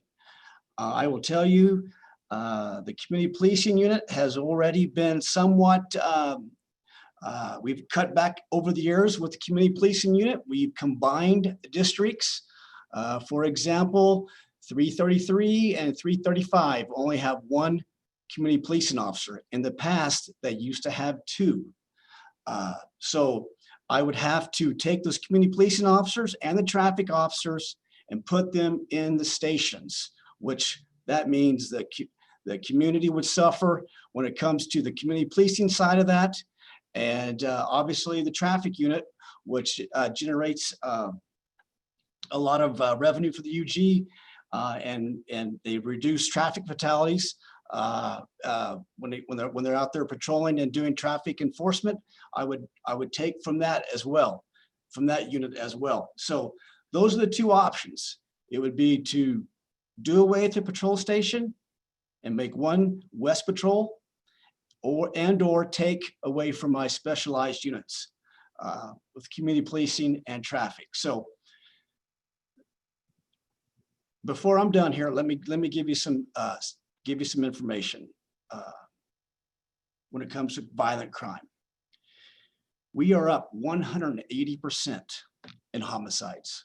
So this time last year, we had 10 homicides. We have 28 so far. We are up 70% when it comes to aggravated assaults. We are up 50% when it comes to shooting into occupied automobiles. So violent crime is way up. Burglary is way up. It's up by 26%. So when it comes to total violent crime, we are up 12% compared to this time last year. So I'll leave you with that. That's all I have. I think as the chief closes there, it's just my emphasis that I recognize as we go through the importance, if we can see some increased revenue, I'm very much supportive of trying to see money fall to our bottom line. But this is a no frills budget, and I think commissioners are all aware of it. But I wanted to come back and kind of hit some of these things as my departments have had some time to let this sink in over the last really 45 days since we've been making them prepare their budgets to come to it, that they have to make some fairly drastic adjustments in order to get through this year and then into next, and recognizing if it's going to be, it's one thing to adjust for a few months, it's another thing to adjust and say it's going to be this way through 21, and then looking at maybe adjustments in 22. So this area in police to me is a high priority of trying to get officers back on the streets. This is not a time to be adding any, we're not looking at any kind of specialized units, any kind of new duties coming in here. We're trying to perform the basic services that this community deserves. And that's what you see what's happened in public works and parks, and then also in police. So we're not trying to layer on anything there. We're just trying to get our staffing levels back up to we can do some basic work in the community. A few $100,000 goes a long way. So maybe there's some different considerations we have as we watch the budget over the next couple of months, and we can make some adjustments. Yeah, Mr. Bach, and I want to thank all the presenters, to Jeff and to Angel and Chief York. And you know, this is not even a no frills budget. This is a cut in basic services budget. These are, when we speak about, and we want to talk to our residents, our constituents, about the basic quality of life in our community. And in all ways, we are reducing services and not providing simple things like picking up trash in the parks, doing the simple repairs and maintenance in a park, you know, maintaining the pools and the spray parks, which I understand because of COVID might not have happened anyway. We are talking about not providing people who can run the rec programs, working with our young people during the summertime. We're talking about not doing traffic enforcement. And if a good, robust process of traffic enforcement does have an effect on other types of crime. And as we continue to reduce these basic services because of lack of funds, what is happening is the community will continue to feel desperate. It will feel that things are getting worse because they are. And we're going to be receiving calls from our constituents asking, already am receiving calls about why is the motor vehicle not up and running? Well, because of furloughs, we don't have the funds. Why is the right of way not being mowed? Well, because of funds. Why are we not able to do all the things that people expect us to do and need us to do? And it's simply because we don't lack the funds. And we were never flush with cash, at least in my experience. All I've seen at the UG since I've come on is at all levels, our employees going above and beyond to do what they can with what they have. And that there is simply a lack of resources to be able to do all the things they would like to be able to do. And we have just gotten much worse. I'm saying this just because this is where we are. We have to be aware of it. We have to be able to take this message to our constituents. And we have to say that in every way, we are going to, everybody already is taking a very close look at how money is being expended. Everything has to be a basic service priority. We have to fund those capital projects that we have to have in order to continue to maintain the infrastructure. And at the same time, we must not fund those things which are duplicative. If we don't need it, we cannot fund it. Commissioner Johnson.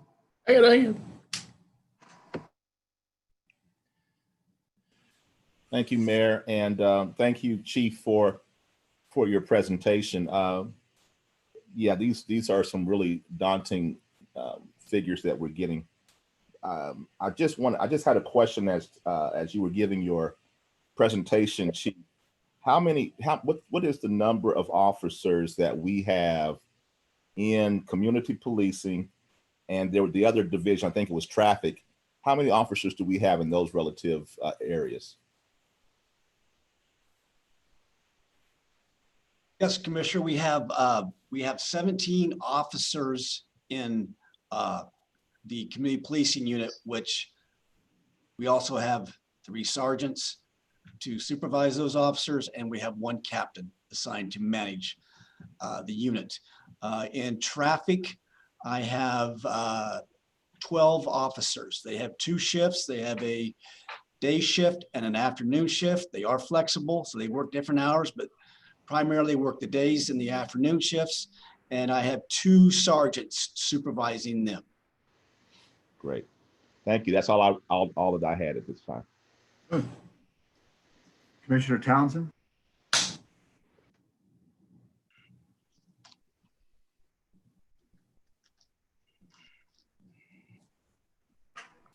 Sorry, Commissioner Townsend? Can you hear me, Mayor? Hello? Yes. Okay, thank you. Good evening, Chief. I wanted to go back to a point on your one of the screens. It was entitled Potential Patrol Division Reduction Impacts, where it says patrol services reduced. Crimes that do not require a crime scene being processed will be handled by the report desk officers. Let me just ask some bare bones questions so my constituents and others and I will understand that. I call in, I've had a break-in. Will an officer come? Yes, because that's going to require him to process the crime scene with fingerprints, neighborhood canvas, things like that. So he'll have to be there to do those things. So yeah, a burglary, yes, you will get an officer to respond. But for an example, an auto theft, you'll probably have to phone that in. Okay. Someone breaks in my car, they take something, that's a phone in. It's going to be a phone in. Okay. I'll tell you, Commissioner, real quick. I mean, why I don't really like that is because we had a initiative in place for the last several years where the officers would go out, make the reports on felony crimes and even sometimes misdemeanors crimes, and they were tasked with going back to talk to the victim and follow up with them. It was a great community piece that we had going, and it gave the victims and the citizens that were impacted by this crime, a sense of that the police care. They come out there the next day to talk with them, and it gives them a sense of safety. So I just wanted to follow up with what we used to do when it came to making reports. Okay, and I appreciate that, having received some services, not because I was a commissioner, but because I just had the unfortunate happenstance of, a break-in. Right. So I just wanted to make it clear for constituents who may be listening or others who will hear this later, what they can expect or not expect under these circumstances. Private property accidents where all vehicles involved are drivable. But if there are personal injuries at the scene, an officer or officers will come, right? Yes, ma'am. That will not change. Correct. Okay. And just again, so I'm clear, the manpower reduction impact, I thought we were not talking about reducing manpower, but your presentation does contemplate that. Yeah, we have a manpower currently of 369, but we only have we're still 25 down. We have 344 officers today. I'm raising my hand. Okay, so that's not a reduction. It's just that we're below what we're authorized. Correct? Yes, we are. Yes, we are. Sure, this budget, Currently below. this budget does not fund 24 positions in that 369. So by the funding, the chief is now only down 1. So that means he's down 25 from what he would normally be operating at. He was ready to fill that academy. We were going to move forward with it, and we froze it, and I did not fill those positions. So this budget does reduce him by that 24. So now when he gets down another 8, 10 positions, then we'll start our next academy. So he'll move from 345 down to 335 or such, then move him through the academy and start to work him back. So that's why they have to start taking some changes, because you got to look at what your baseline number of officers is. They're not just down for a short period of time. Okay, I think it was just the way it was worded here. We did not send 24 home per se. No. Okay, that's what was throwing me off here. All right, thank you very much. Thank you, Chief. And I'd also like to thank the people who do work very hard and diligently with a lot less resources that they want at Parks and Rec and Public Works. The changes we're talking about are some, as the mayor said, that we will see every day, and that's what's so hurtful. Thank you to all those people with UG who are still working nevertheless. Mayor, I can't raise my hand. Yeah, Commissioner Kane, could you just hold a second? Rocky, for some reason, Commissioner Kane, oh, now he shows up. The hand is, okay, now it's showing there. Commissioner Kane. Okay, the survey that we did for the community says that public safety is one of our biggest concerns. And I would hate to see any reduction anywhere in the unified government, especially with the public safety folks. And you know, if we close the West Patrol, and I've said this 1,000 times, we're already underserved, so we won't even be served much. So I would think that would be an extremely bad idea. And Chief, I would want you to do everything you can to make sure we keep as many people as possible. Understood. Commissioner McKiernan.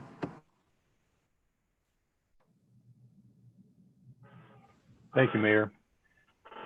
Chief, I am really appreciative of all the effort that you and your entire employee base put in.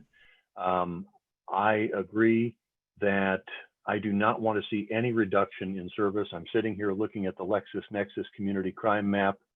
I'm looking at my district. We need service. We need continued service. You know, we actually need more service. The question, not necessarily for you, but for all of us, is in this time of significantly reduced revenues, how are we going to pay for all of these things?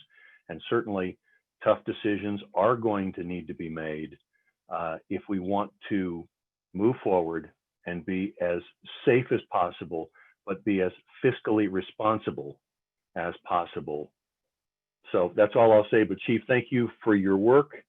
And I certainly am appreciative of all the effort that you and your officers put in, especially in my district. Thank you.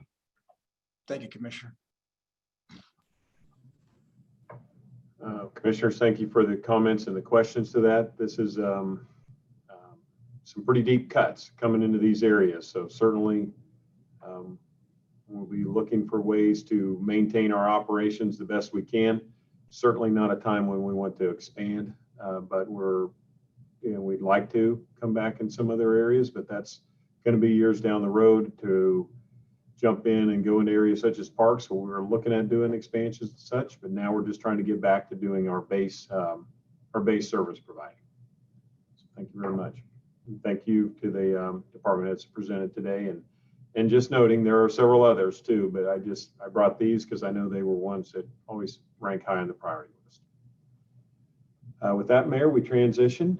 We had a request by District Attorney Mark Dupree to come tonight. We'd like to present in front of the governing body. So with that, I will turn the plot over to him to offer his presentation. Mr. Dupree. Welcome, Mr. Dupree. Thank you, Mr. Mayor. Thank you, Doug. I will not be before you long at all. I know you guys have had quite the night and there's more to go. And so please feel free to ask me whatever questions you have after this presentation. And if I don't get them all tonight, please reach out and you can contact me here at the office. And that's both for commissioners as well as those who are watching. And so tonight I want to talk to you about the Community Integrity Unit. If I can go to the next slide. Thank you, Rocky.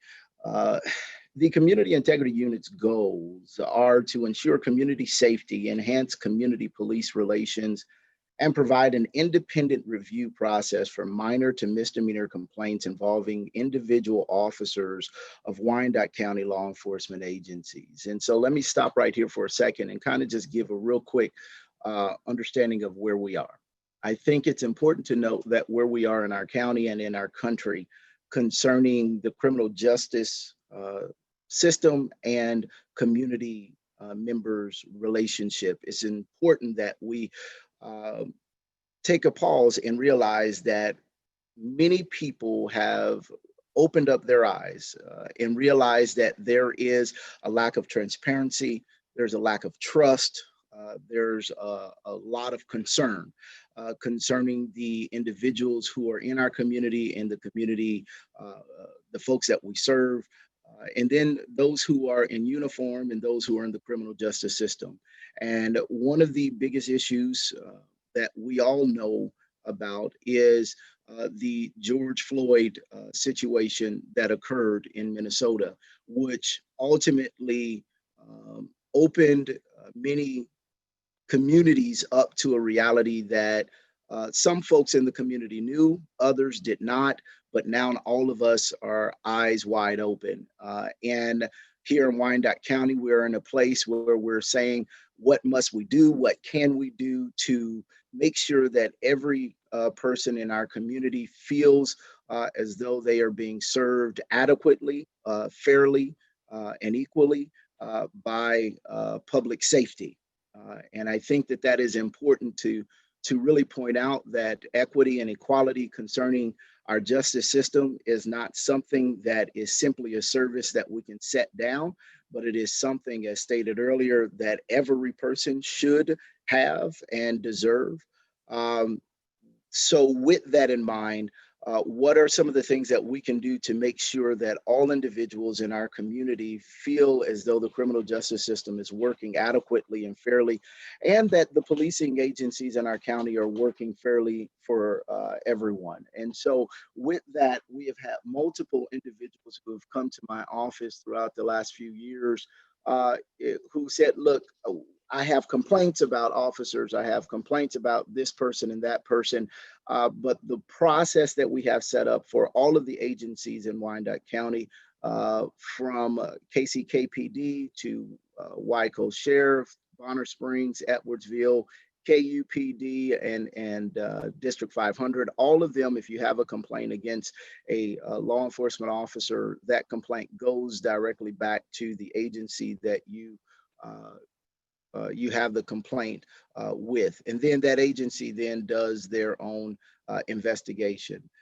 This Community Integrity Unit, you can go to the next slide, please, Rocky, will expand our Conviction Integrity Unit into a unit that will not only focus on wrongful convictions, but we will focus on investigations of complaints concerning those officers. It would also support law enforcement in rebuilding police community relationships. It will increase public confidence regardless of conclusions through outside agencies. Hence, meaning one of the things that we have found is that not only will this give the community an opportunity to see that it's an independent agency, thus the DA's office, who investigate complaints when they are viable complaints against officers, but it also gives credence to the outcome of those investigations, and thus showing the community that there are those officers who have not done anything wrong at all, and thus the investigation has shown that, and it has given credence to that outcome. This Community Integrity Unit will house a hotline where individuals within the community will be able to contact the office via a number. It will be in both English and Spanish, as well as an email that individuals can email their complaints to, at which point my office then would take care of those complaints. The goals that we found that ties right into what the commission continues to try to push, which is the increase in safety and perception of safety, improve customer service, and increase the community cohesiveness. One of the biggest things that I want to kind of talk about for a second is when we're talking about community cohesiveness, the best practices from the 21st century policing from the Obama administration clearly shows that if you want to build trust with the community, to have an independent agency to do investigations of complaints and or of cases concerning officers, it is in the best interest, and that will build community trust. And I think that it's extremely important that if we're talking about cohesive community, not just some folks in the community feeling protected and feeling best served equally and fairly. If we're talking about the entire community, that means we also have to talk about those folks who don't have that trust with law enforcement, who doesn't have that trust with the criminal justice system. And then we have to do our part to make sure that everyone feels safe and feels protected and feels served. And so over the last few weeks, I have met with all of the sheriff, the sheriff, as well as all of the policing agencies and their chiefs of police, and talking about how to make this process viable and how it can work. You can go to the next slide, please. With that, what we were asking for right now, we have in our conviction integrity unit is 3 staff. I don't know, Rocky, if you missed me there, if we can go to the next slide. Thank you. We have currently staff, we have 1 full-time senior attorney, 1 part-time administrative assistant, and 1 part-time investigator who is a certified law enforcement officer. And we have worked and done our part in concern of dealing with all of our cases and investigating the cases that we deal with, which are majority of the old cases. To expand to a community integrity unit, we are requesting that the part-time administrative assistant will stay part-time, but my part-time investigator will become a full-time certified law enforcement officer, as well as an additional 2 certified law enforcement officers who would handle the investigations of all incoming complaints from the community. As discussed with the heads of the agencies, and we are still working on memorandums of understandings. Once the office receives that complaint or that call, at which point then it is put in writing, and each agency then is brought on board, and then that investigation takes place with my certified law enforcement officer. At the conclusion of that investigation, our job will ultimately be to tell the agency whether or not, yes, this is a substantiated complaint, or no, it is not. Likewise, for community information and transparency purposes, we will inform the community of the data, which means that, let's say specifically, Agency 1 for this quarter received 30 complaints. All 30 of those complaints were investigated by our office. Excuse me, and maybe 29 of those were found to be unsubstantiated, and 1 was. It was then turned over to the head of that agency. Hence, the only person or agency that will know the details of that information will be that agency, so that that agency and whomever their boss is can appropriately deal with that substantiation. They will retain all administrative powers, whether that is firing, suspending, any of that. To the extent that a case rises to a level of a crime, my office will, in fact, as it does now, go ahead and pursue the charges on any officer where a crime has been committed. If it is a felony level crime, we would expect for the agencies to do as they already do, which is bring in either the Kansas Bureau of Investigation or that outside agency to do those investigations. For the purposes of this community integrity unit, our focus is transparency. Our focus is fairness and equality, and making sure that we get rid of the appearance of impropriety.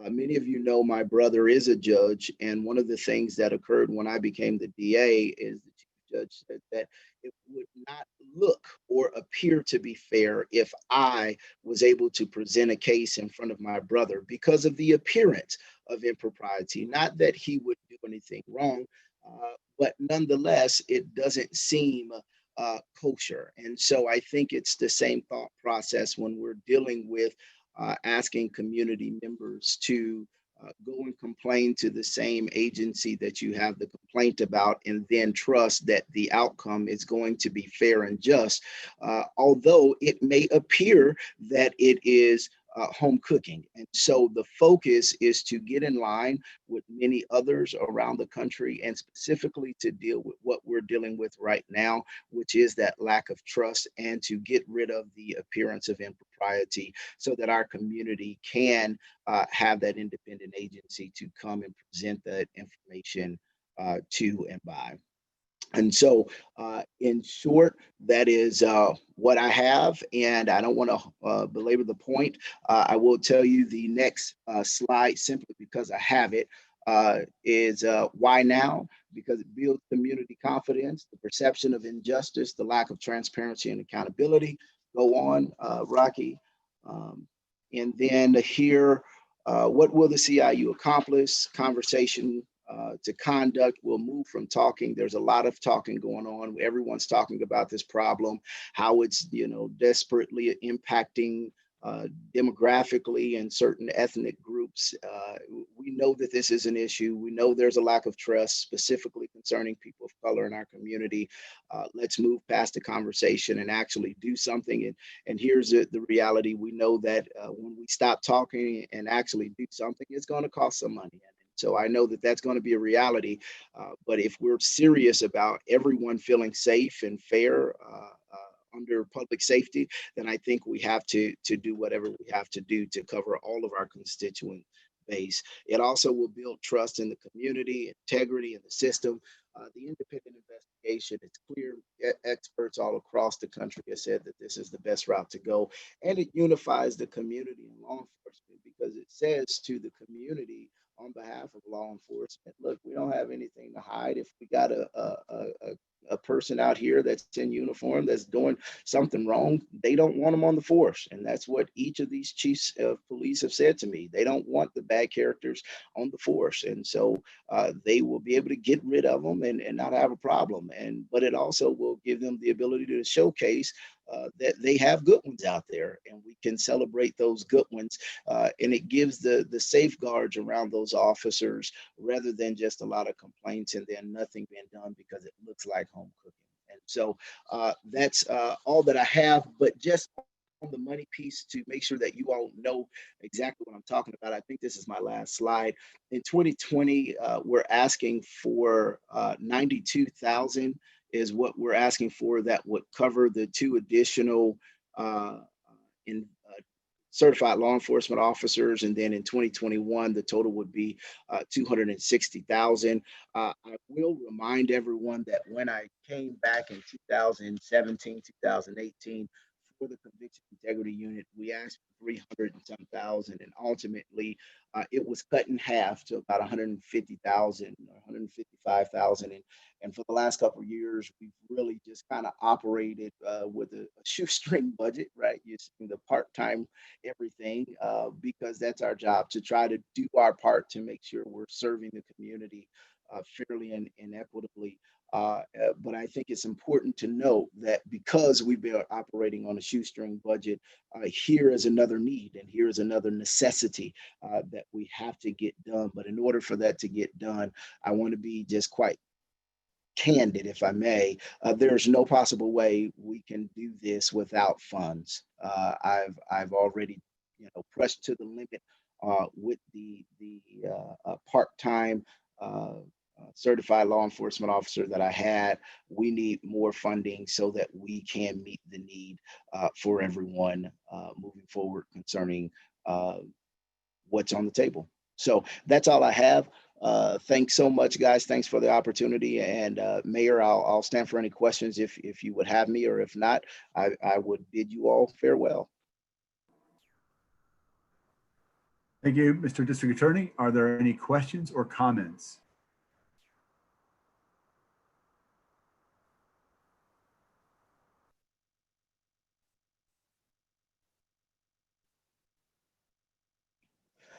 Yes, Commissioner Bynum. Thank you, Mayor. I have a question, Mr. DA.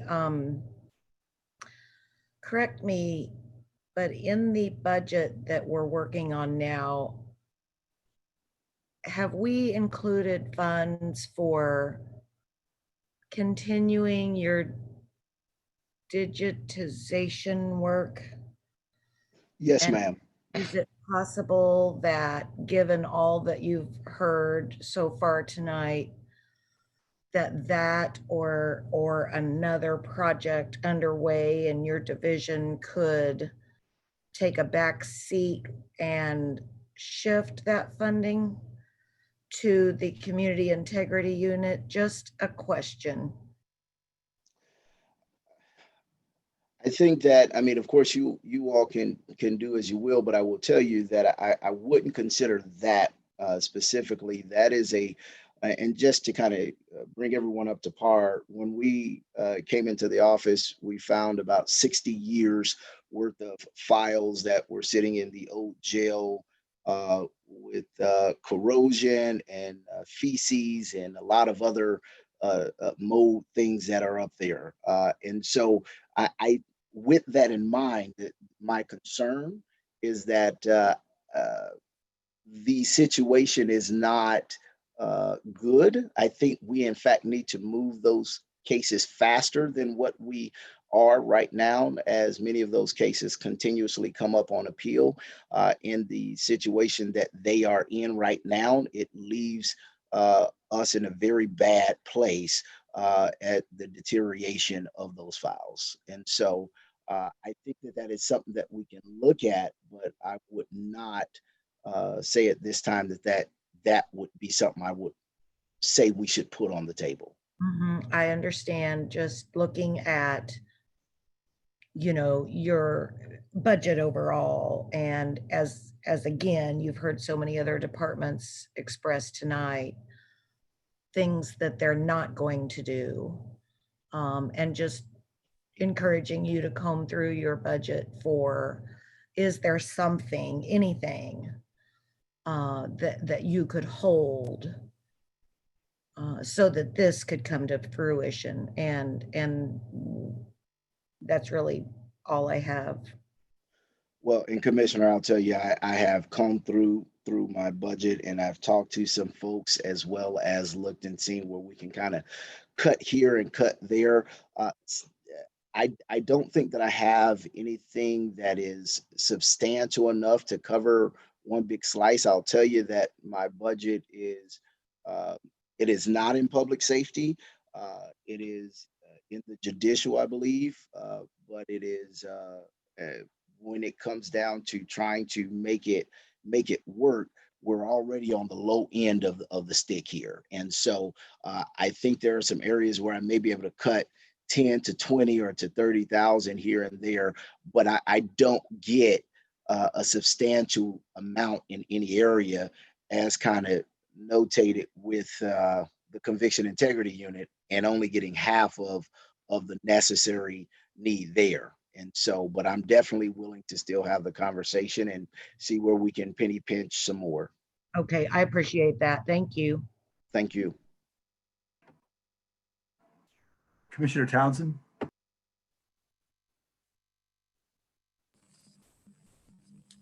Thank you, Mayor.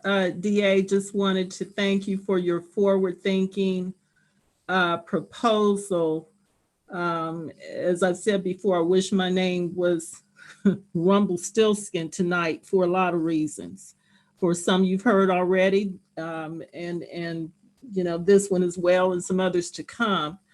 I guess my immediate question has to do with the slide where you show your current staff and the future staff.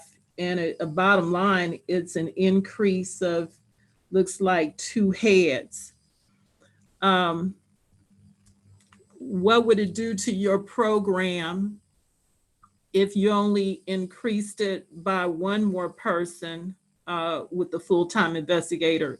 Your proposal where it says future staff asks for 3 full-time investigators.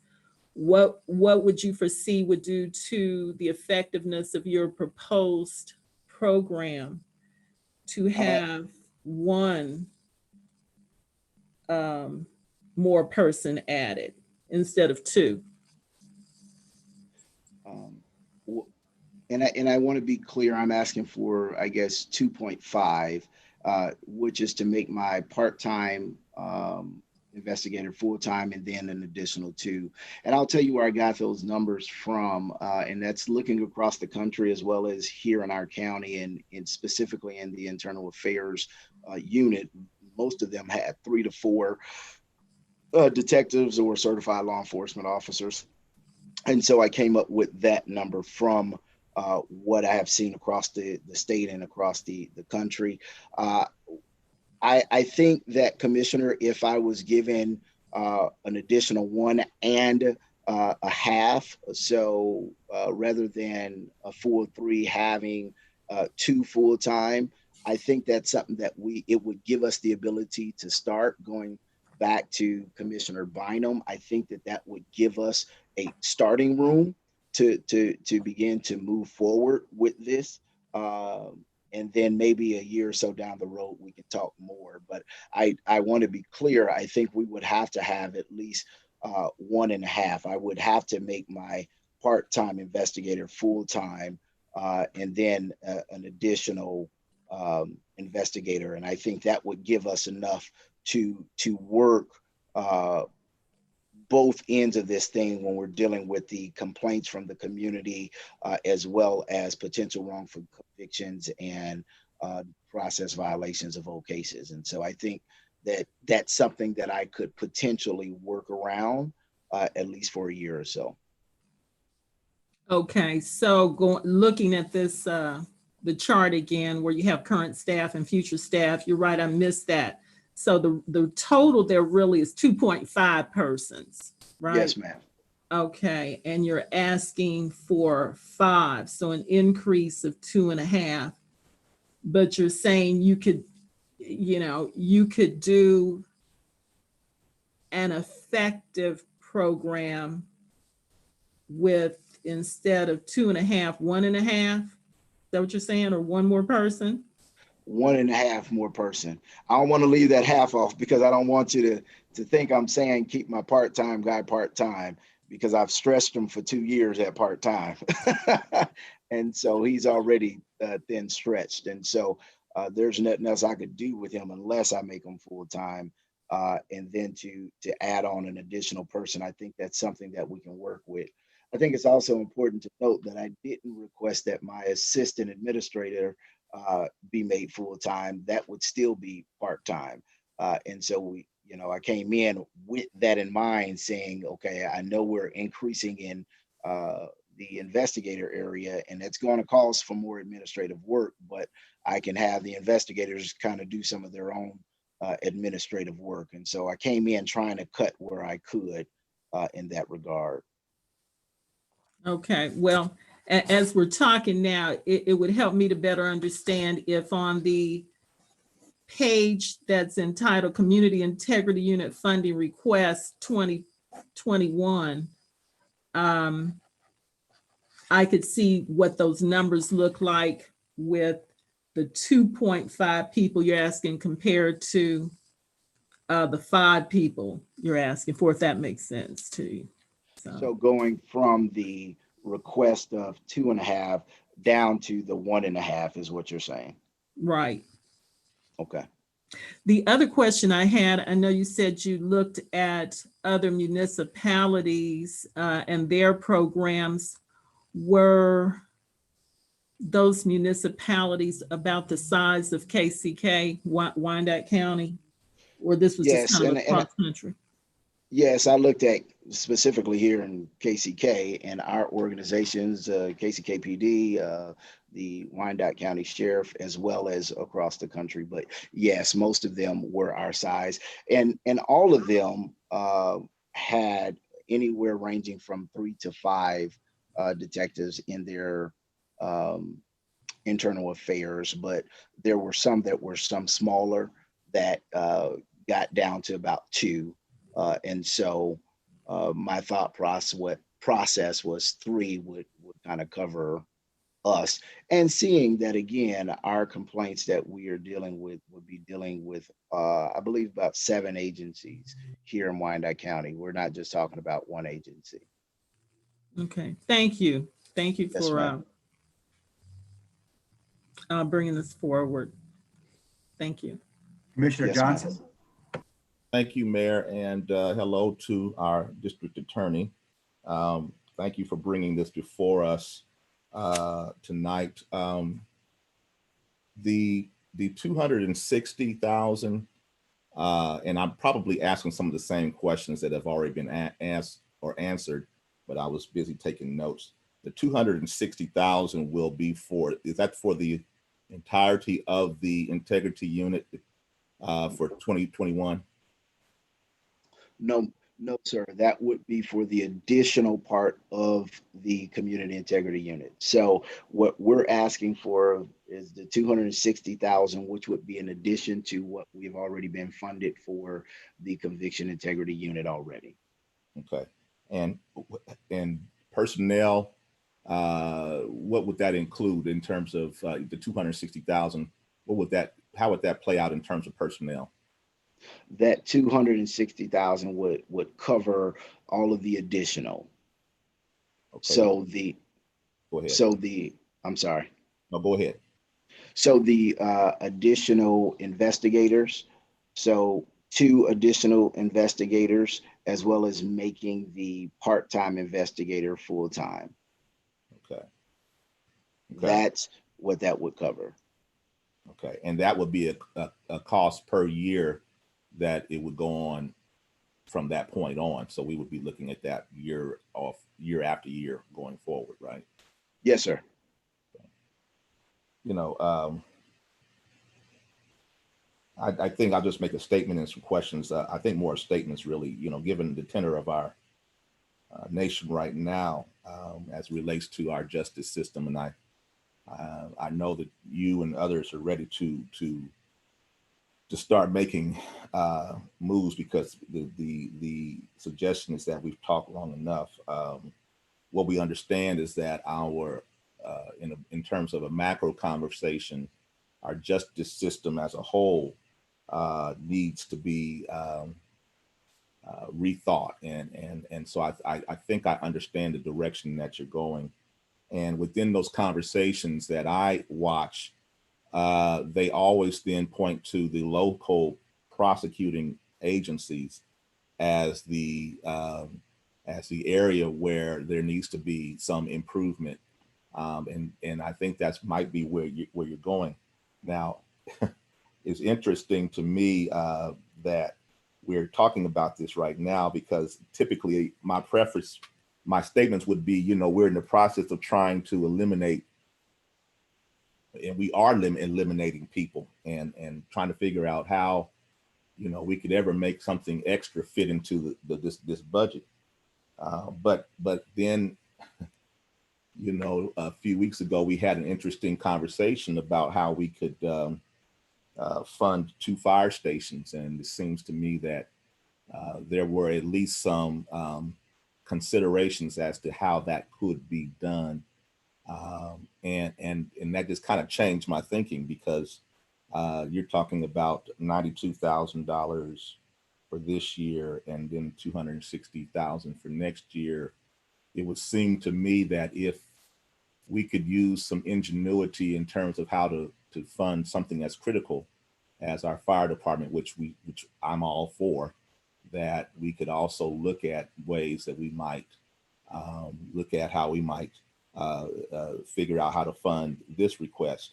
At some point, I think that this is going to come before us one way or another. To my commissioners, this issue will probably come to us one way or another, because this is something that we're hearing across the nation as a means of creating the transparencies and the appearance of impropriety. I would ask that somehow we give this some consideration to staff, how we do that.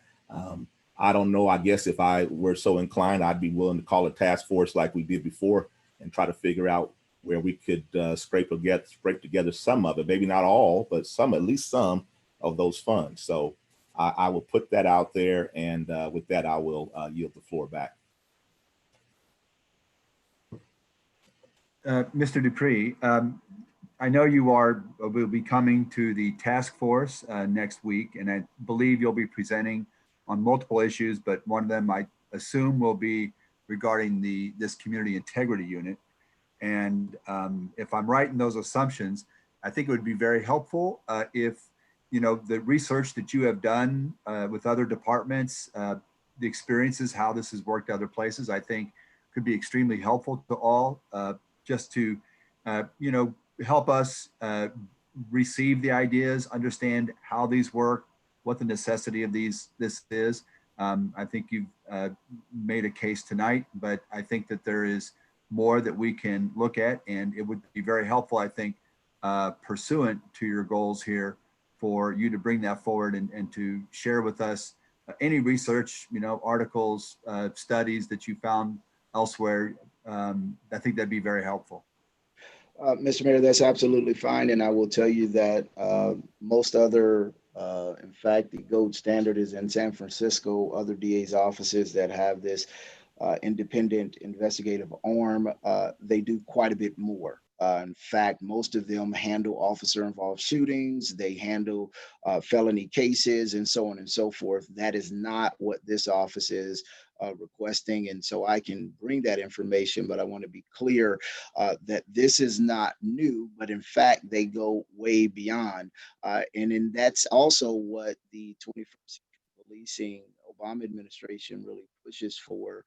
And what we're hearing across the country is just, look, I mean, you can't have the appearance of impropriety. I mean, this is not a big misnomer. This is not saying that anyone is doing anything wrong, but it's saying that we need to make sure that everybody feels as safe as they possibly can. I had a past situation where a young lady called anonymously to a different precinct about an officer sexually assaulting them, and then hung up the phone. And then ultimately it was chased down and found out what agency it went to, and asked the young lady, why didn't you come back or before us, when it happened? And it was because of this very same reason. They didn't want to go to the same precinct where she had dealt with this assault with that officer, because she may have ran into them when she went to make this complaint. And so this is something that I think we have to just kind of grasp and say, you know what, our community, if one person in our community says they need this, then all of us in our community should need this. And so, Mr. Mayor, I'll bring whatever information I have, and I look forward to presenting next week to you. Thank you, sir. Indeed. If there be no more questions, thank you guys so much, and I bid you all farewell and blessings to all of you. Thank you.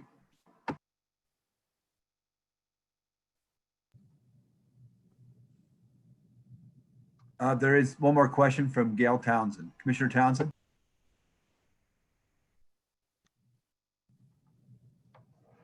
Thank you, Mayor. But if DA's already left, I can hold the question for another time. Thank you. But miraculously, he's still there. Yes, ma'am. When you talked about San Francisco or any of these other municipalities where you've looked at their program, did the program similar to what you're talking about run separately in the DA's department while there was still an investigative unit in the police department? Yes, ma'am. Each of these units, the DA's offices have their own investigative arm to handle the cases that I've said and beyond. The agencies still have their own process. And even with this unit, the reason why the policing agencies are being brought on board is because they hold the administrative powers. And so regardless of what we find, we don't have the power to fire anyone. That's going to be on the sheriff or on the chief and so on and so forth, which is quite frankly where I want to keep it unless there is a crime that's committed, because I think, again, when we're talking about transparency, it's also leading into accountability, and you can't hold people accountable if you don't know about the actions that they're doing, right? And so we want to make sure that those actions are dealt with and give it to the administration, and then the people can hold the chief or whomever accountable for what or whatever they do not do with the actions of their employees.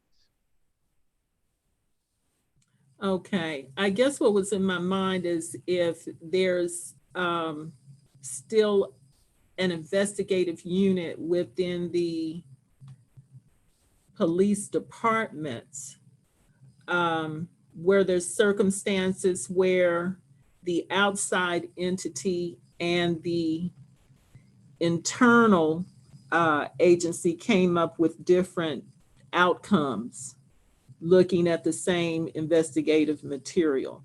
What I was considering is, would there be a need for an internal investigative unit and thereby saving head count or money? So, but your plan contemplates your unit and still the existence of an internal unit in the police department.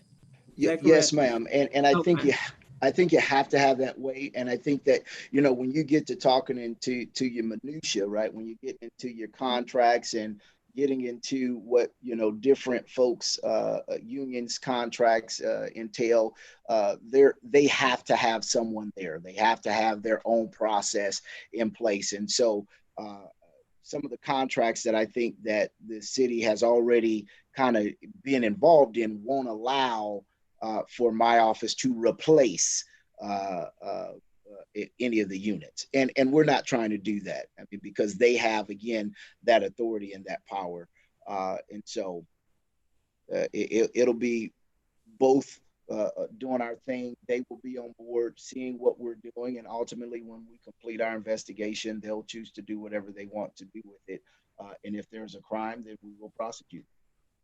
Okay, thank you. When, money's low, we're trying to think outside the box and provide as many services for our constituents as possible. So again, thank you for bringing this forward. Thank you, Commissioner, and thank you all for hearing me out tonight. Thank you. Mr. Bach, we've got about 20 minutes left before we have to shift over.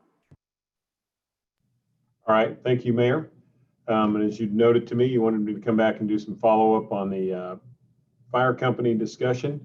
There are a few things that are coming within that about cost. So I'll first go to the new fire company cost. This was identified as we went through this, that we were, and I think the commissioners were talking about potential of a new sales tax. So I just wanted to make sure I was putting apples to apples. So if we went after assuming a November sales tax, where the commission pushed for a new tax to go out to pay for operations for this, I wouldn't have availability of this funding until June of next year. And just the reason for that, you prove it in November. When you submit it to the state, they start at the quarter after the quarter before that you submit it in. So that means we'd start to draw that money in April, and then I'd access it 2 months later in June. So factor in how this comes through. And we did this without the cost of the new pumper. That's excluded. The next slide shows that when you do that and you run the class concurrently with the recruits that we'd be bringing in too, I'd need 1.8 million to get to this time. So that's assuming we approved a new sales tax and took care of the ongoing operations after that point. All right, so one thing I did want to do is look at a couple of the recommendations made by the subcommittee from that options. Did identify, so the special asset fund, as we noted, is a redevelopment for downtown and urban areas. That's how it was identified, set by commission, identified for that purpose. So it's in control from that perspective. We do have $530,000 of that money pledged in 21 toward the Merck grocery store potential shortfalls, and I should have potential up there. But it is important that you all recognize that I have to have that money available for that purpose. I'm hoping we don't need a dime of it, but we set it out that way. So from a cash basis law perspective, I need to keep $530,000 of that account and in hand available for that in the event that we did get called to make those payments. We would have to have it available. We couldn't spend it all this year and then look at 21 and go, oh, look, it's gone. So that would lower us to 900,000. That does cause a few other problems for us because we were planning that money to kind of be there in case we had, as the new market tax credit monies come in, they may ebb and flow, or we don't get it all at one bucket. And I use that as an example. That one should be good, but there could be others as they come through that they're not all timely. We would draw down on this account, but if it was not available, we would have to take that from somewhere else. The Transient Guest Tax Fund, as you note, that is for the promotion of tourism and related development in Kansas City, Kansas. Any funds used from this for a different purpose must be repaid in a timely fashion. I think that was brought up earlier. Let's borrow less because we know that makes us have to repay that. This is one of those funds we have to repay.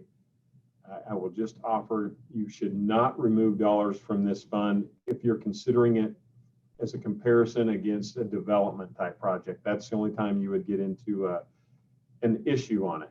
If you were somewhere to make a statement that, hey, we're comparing doing a new development project versus funding an operational need, then someone would have standing to come back and complain or suit against us for a misappropriation. Borrowing it on a temporary basis with a intent to pay it back soon would be a first move. And as Kathleen said, that'd be one where it'd be good to go to if we had more revenue, not to even borrow that money. So I just wanted to make those points clear. We took a look at the analysis of the different areas that are going on in this area, transition of the company. I will say the direction here was how we could do the transition to the new Station 12 is being proposed without an impact to the timing of the first responding units throughout the community. This change is being made following commission direction to provide services more efficiently and with the existing resources. The analysis of the service delivery is supported by an outside consultant who came in when that look was done, and then our internal GIS studies.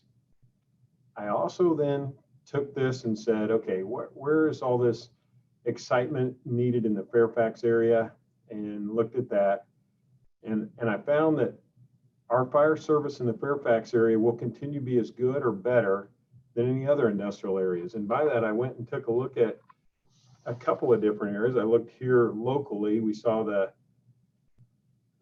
Clay Como is a good one. That's a good comparison. It's a massive facility, just like General Motors for square footage. There's about a 3-minute response time to get down there. So we're proposing one. I think we show about 3 minutes and 35 seconds is what the few times that Fives became in the first responder to the down to the General Motors plant during the past few years.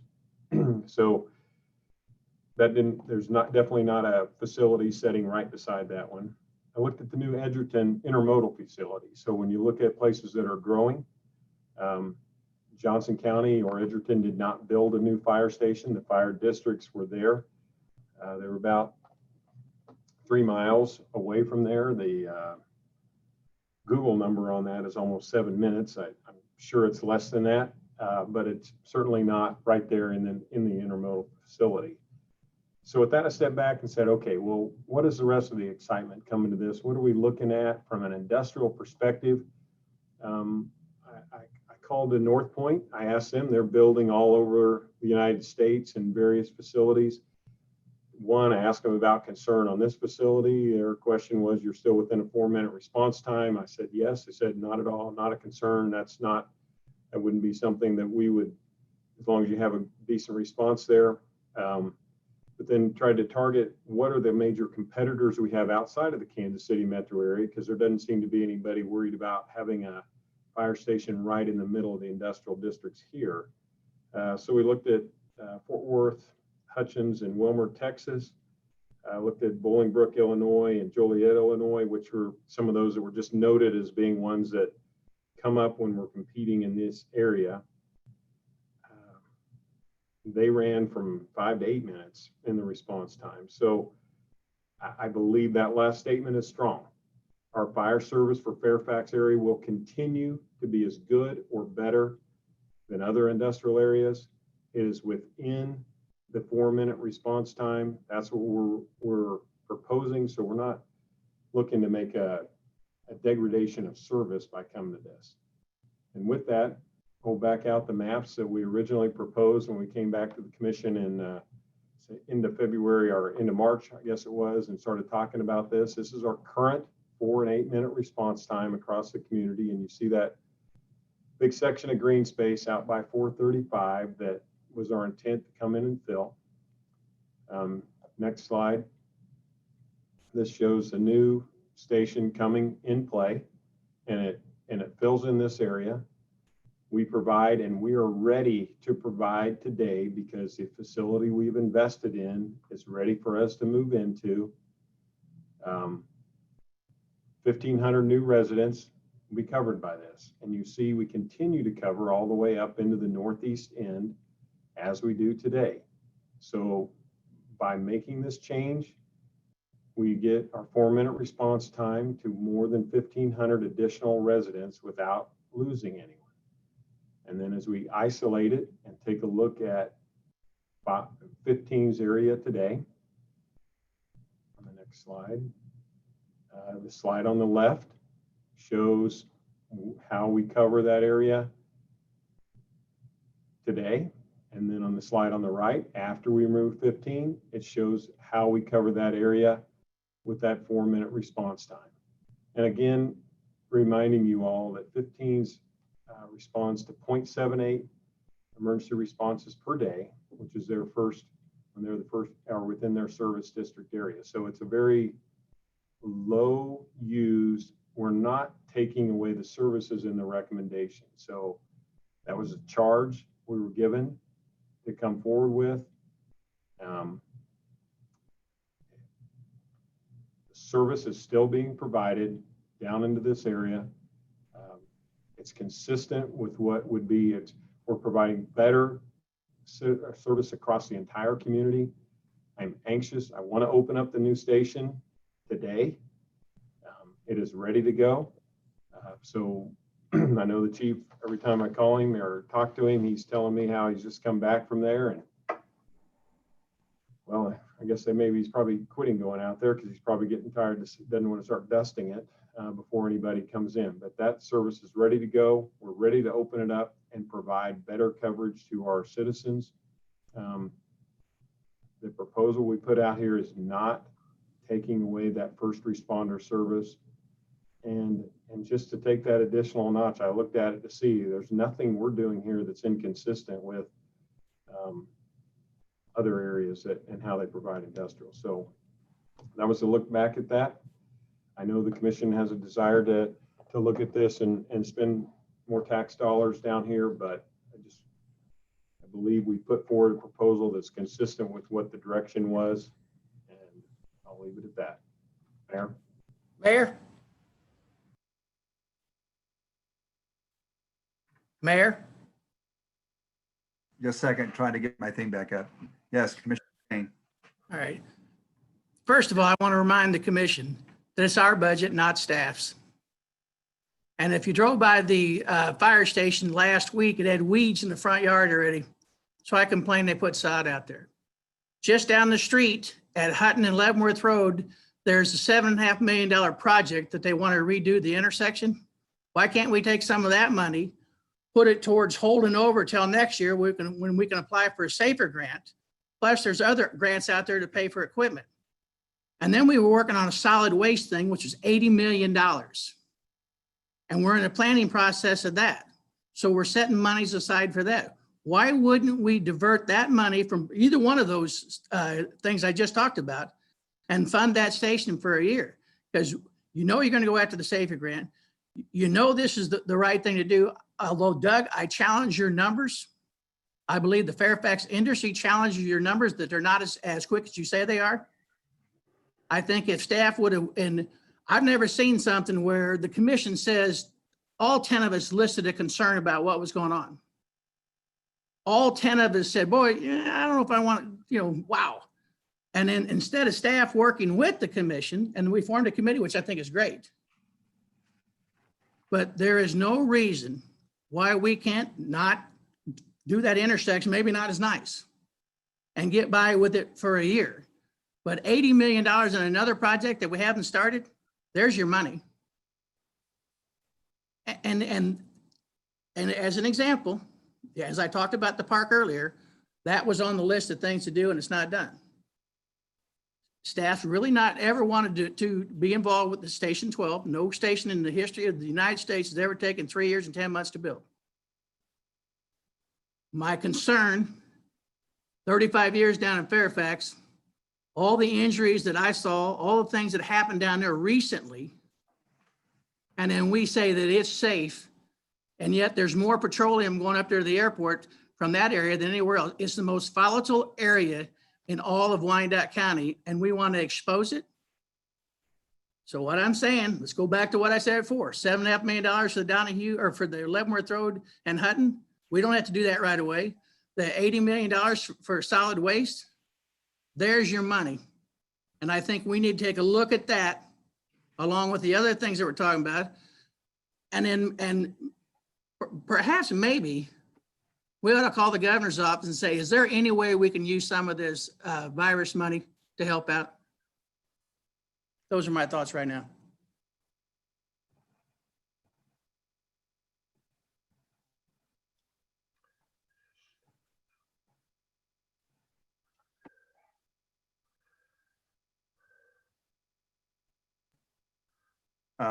Commissioner Townsend.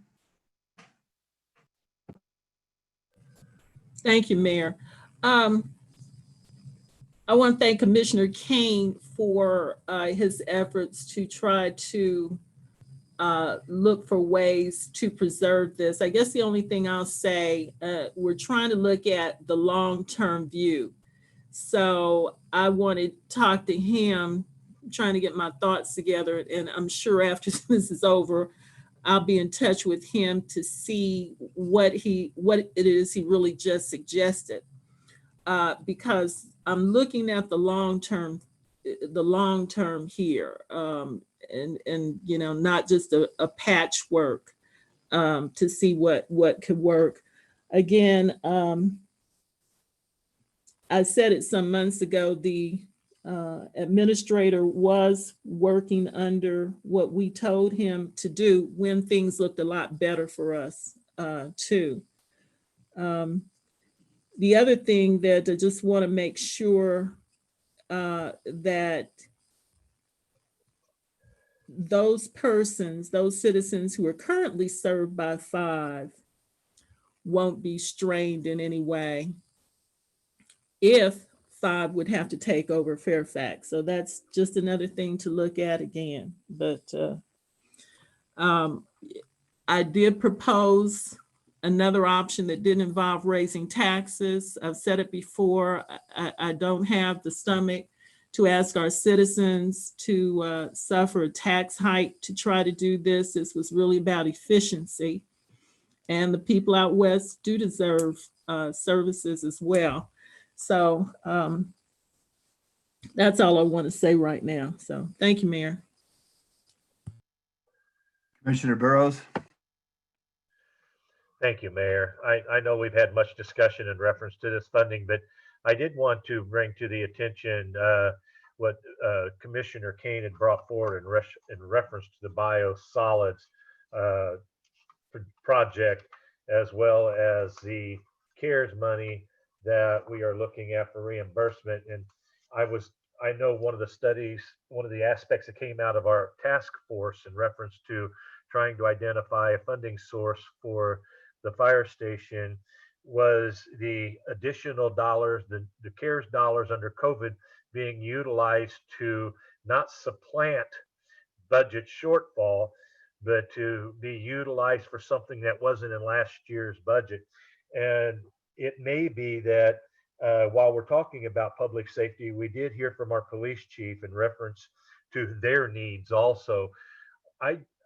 While I don't want to get lost in the public safety aspect, I think when you talk about fire protection and emergency response to an industrial part of our community that has some of the most volatile, most critical needs in our community when it comes to public safety response, timely response, professional response, adequate response, it's not lost on me also that the general public in and of itself, it pains me to know that we had a police recruits that was one of the most diverse classes we've been able to bring together, and we couldn't fund those.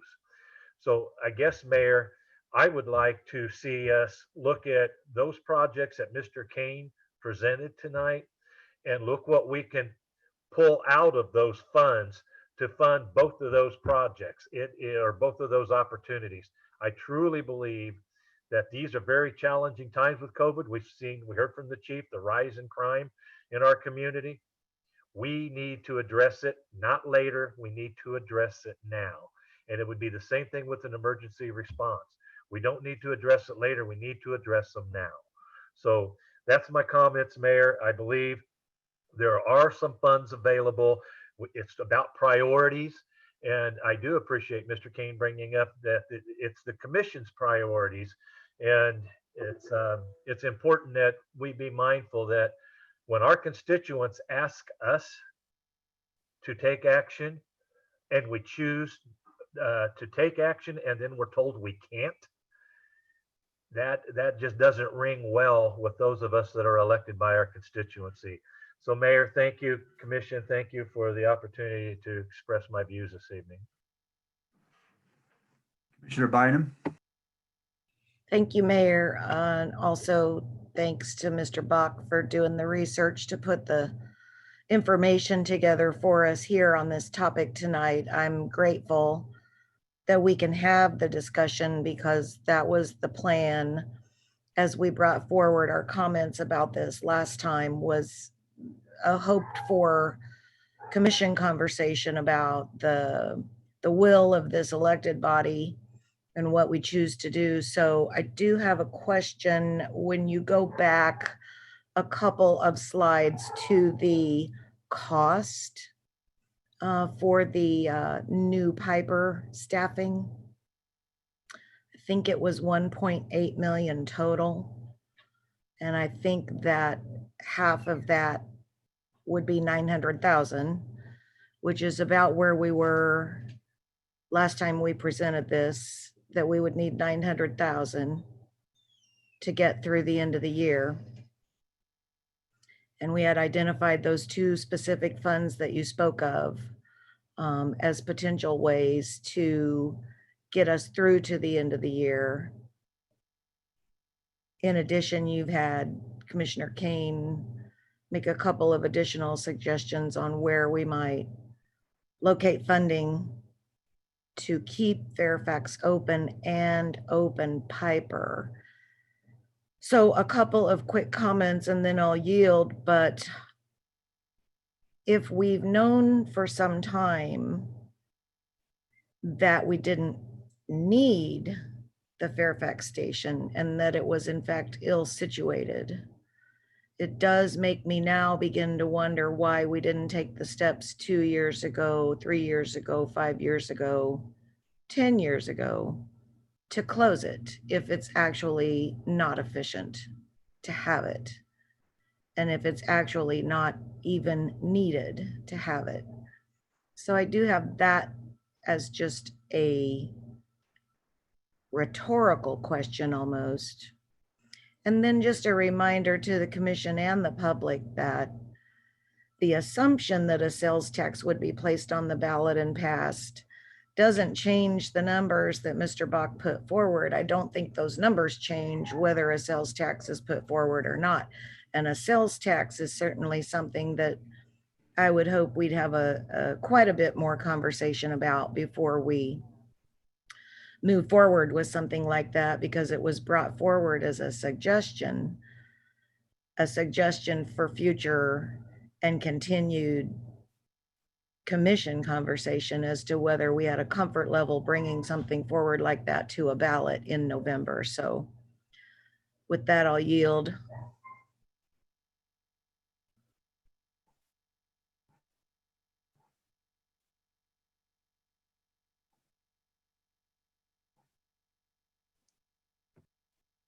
Mayor, Commissioner Kane? I would think that we would go back and revisit at least the two items that I talked about, and Commissioner Ryan's correct about the possibility of a sales tax. But now we have two other possible options that I think staff should go back and crunch the numbers on that. And so we can have a further discussion, because as always, it seems we're buttoned up into the next meeting and we don't always get a vent or say exactly what we want to, because we're going to have to quit here in a minute. So I respectfully request, as the commissioner of the 5th district and where Station 12 is at, that we look at those two items and then come back and see what you guys can do, what staff can do.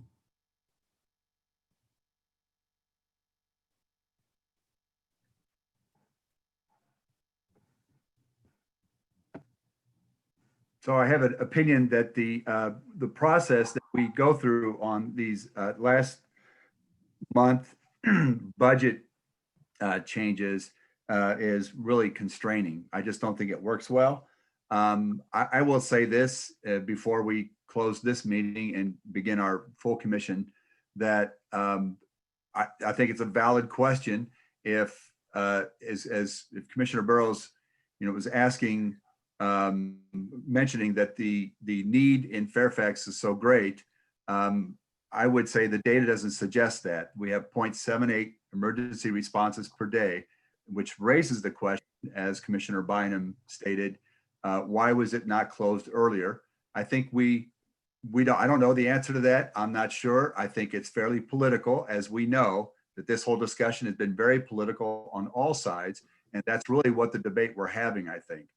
So having said that, I'm going to close this meeting. If staff would like to bring back some options that there's money in the budget. If we cut something, we could lay people off. Clearly, we could furlough. We can always find the money. The question is, what other services do we continue to cut?